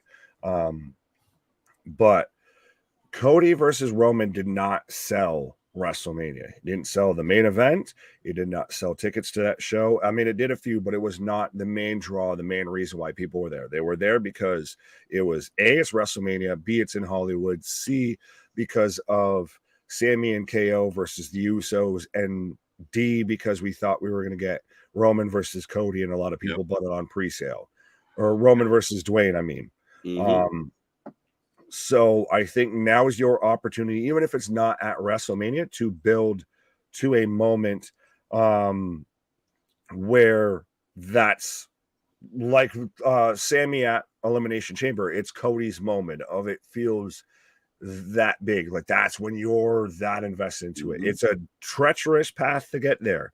There's a lot of ways they can fuck that up, but I'm hoping that Hunter can pull it off. Yeah, and I mean, you got to decide as a wrestling fan. Are you the fan that wants, you want it all, you want it now? Because there was a big risk of Cody winning that title and becoming a very stealth champion very fast, right? And anybody that watched the A&E biography of Dusty Rhodes, that guy lost and lost and lost and lost. And every time everybody wanted him to win, he found a way to get screwed, found a way to get hooked. And then when he did, it was like the fucking Macy's Day Parade when he won. Cody losing at Mania is such a dusty finish, baby. And so few people realize it. That is 100%, I feel, something that Dusty would probably do. Maybe not in that way, but it seems of that ilk. So yeah, wait and see. But 6 out of, I like this, out of 10. Yes, 6.5. 4 out of 10. 6.5 out of 30. Okay. Double my Dynamite rating. So a combined score of 6 out of 20 for AEW this week, according to Excalibur. Not feeling it. I gave SmackDown a 6. Fair enough. Do you actually see Cody beating Brock in any arena? Yep, I do. I think that's the only way this makes sense. If Brock beats Cody, send him back to AEW. Put him in a box. Oh, yeah. Well, some people were pointing out how Seth's beating Brock and everything like that. I know people are saying they're doing a Dusty storyline, but Cody ain't his father. That's the problem. No, but he's the closest we're going to fucking get. Yeah. And that's where I said that you get a little nervous about running that risk of him he doesn't have the charisma of Dusty to, have all the people running up to him in the streets, and he's a little more bland. He's a little more political. If he won at Mania, would by the time we probably post Backlash, post draft, etc., would fans, if they haven't already, start to turn on Cody? That's the thing. I mean, that's the risk. Again, if he's the champion that keeps coming out and just over talking, people will turn on. Oh, fuck, shut up, bro. Right? If it's the same tone and the same style and the same theme to every, and you watch them kind of start with the talking and get them a little bit emotional and then get all fired up. Like it's a very ABC promo. Right. Cody is his own guy. Yes, we get it. Yep. To compare Dusty as an insult, I don't know about that. I mean, it's his daddy. Daddy, we gotta Vince will have Cody and polka dots and a harpsichord soon if he's not careful. And like everybody, I know everybody joked and Hunter doesn't forget about like the throne and all of that. Like if that was the case, he wouldn't be there to begin with. It's like you said of when he came back from the pec injury, which you can't recreate that. That was probably the biggest momentum you had coming into Cody, but then everything that felt too soon, or they brought him back at the wrong time, bring it back at the Rumble, make it a surprise. Yep. I think you said it the most of everything for Cody lately's felt handed to him. Yes. Versus he had to go through hard times, baby. He's got to go and work for it. And build that storyline that's focused just on Cody and Roman, not on Cody's there because he's the guy that reunited Sammy and KO together. Yep. Yeah, no, absolutely, man. I mean, and again, like, I just think back to some of the wrestling that we watched, and even like certain nights. Like, could you imagine in 2023 the way social media is, the way the IWC has lost its mind? Could you imagine young Chris Jericho beats The Rock and Austin for the titles? Could you imagine the fucking wildfire that would cause on Twitter nowadays? And not in a good, I can't believe this, and he doesn't deserve it. He hasn't earned it. Yeah. times have changed. I just enjoy the ride, guys. Like I mean, we talk about it with AEW. Yeah, Tony took a ballsy move. I don't expect him to overachieve, but he's definitely doing extremely well based on pre-sale numbers. Just enjoy it. Well, I was going to say, well, it's like every AEW fan says when people start mentioning all the flaws in AEW of just enjoy the wrestling, folks. And even then, at times when the wrestling may suck, we never do. Who should win Money in the Bank, says Joshua. Do we want to touch on that before we bow out for the night? Yeah, we can touch on that real quick, and then we'll start heading towards the door. Folks, do remember we are back tomorrow. GCW, I Can't Feel My Face. We might, depending on the start time, we might have eyes on a couple other shows that are kicking around. And this is also Sunday. We got Rebellion, and we got Triple Mania 31. It's going to be a huge stacked Triple Mania card. Yeah, it's a crazy card, folks. And Vikingo, who we were talking about, will be defending his title. To dodge every one of his matches that we've covered on stream. Yeah, well, it's a main event. It's gonna be a tough one to dodge. It's gonna be hard pressed. We'll see if I make it. Tune in and find out my true thoughts on Vikingo. It's funny as shit. Where's like the soap opera music of like the dun dun dun? What was that question about Money in the Bank? Jokingly, I said win it? Logan Paul would be hilarious. Bro. You grabbed your temple, like, oh no. Yeah, I was. Yeah, I could see it, but does that not become Austin Theory? No, because he's so cocky and arrogant. I don't think he loses that swag and just makes a big fucking joke out of it. And if he digs in as a heel, I'd rather be, truthfully, if I had to pick my guy, it's LA Knight, 100%. Touché, Tabernacle. That's literally what I was about to say. I know the man's been chopped out, been ridden hard and put up wet. Pause, but 100%, LA Knight is a guy that you could believe that if he did cash it in, much like you said of him being like Dolph Ziggler, he could win it for a night, for a week, for a month, and just have a brief run with it if need be, if they so choose. Yeah, LA Knight would be a nice show. I mean, there's options. People talked about Seth winning it again, but I don't think he wins it, and that's how he gets his fucking match with Roman. Right. And he announces it for WrestleMania 40, or Brock gets it because Brock's a two-time Money in the Bank. You stop that shit right now.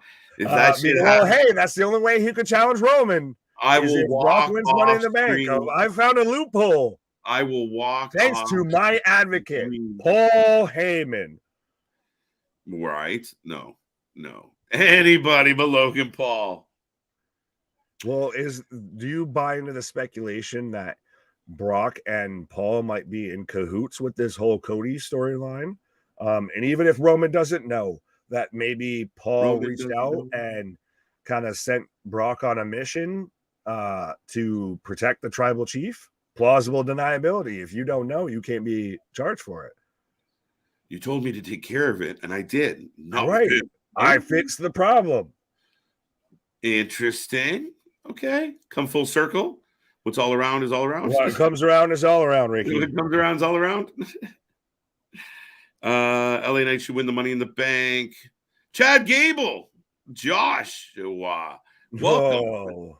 Chad Gable, interesting show. And he pulls out Otis's sandwich that's still in the Money in the Bank briefcase. Ooh, yeah, right. Look at this one, and they made me laugh. Oh Lord.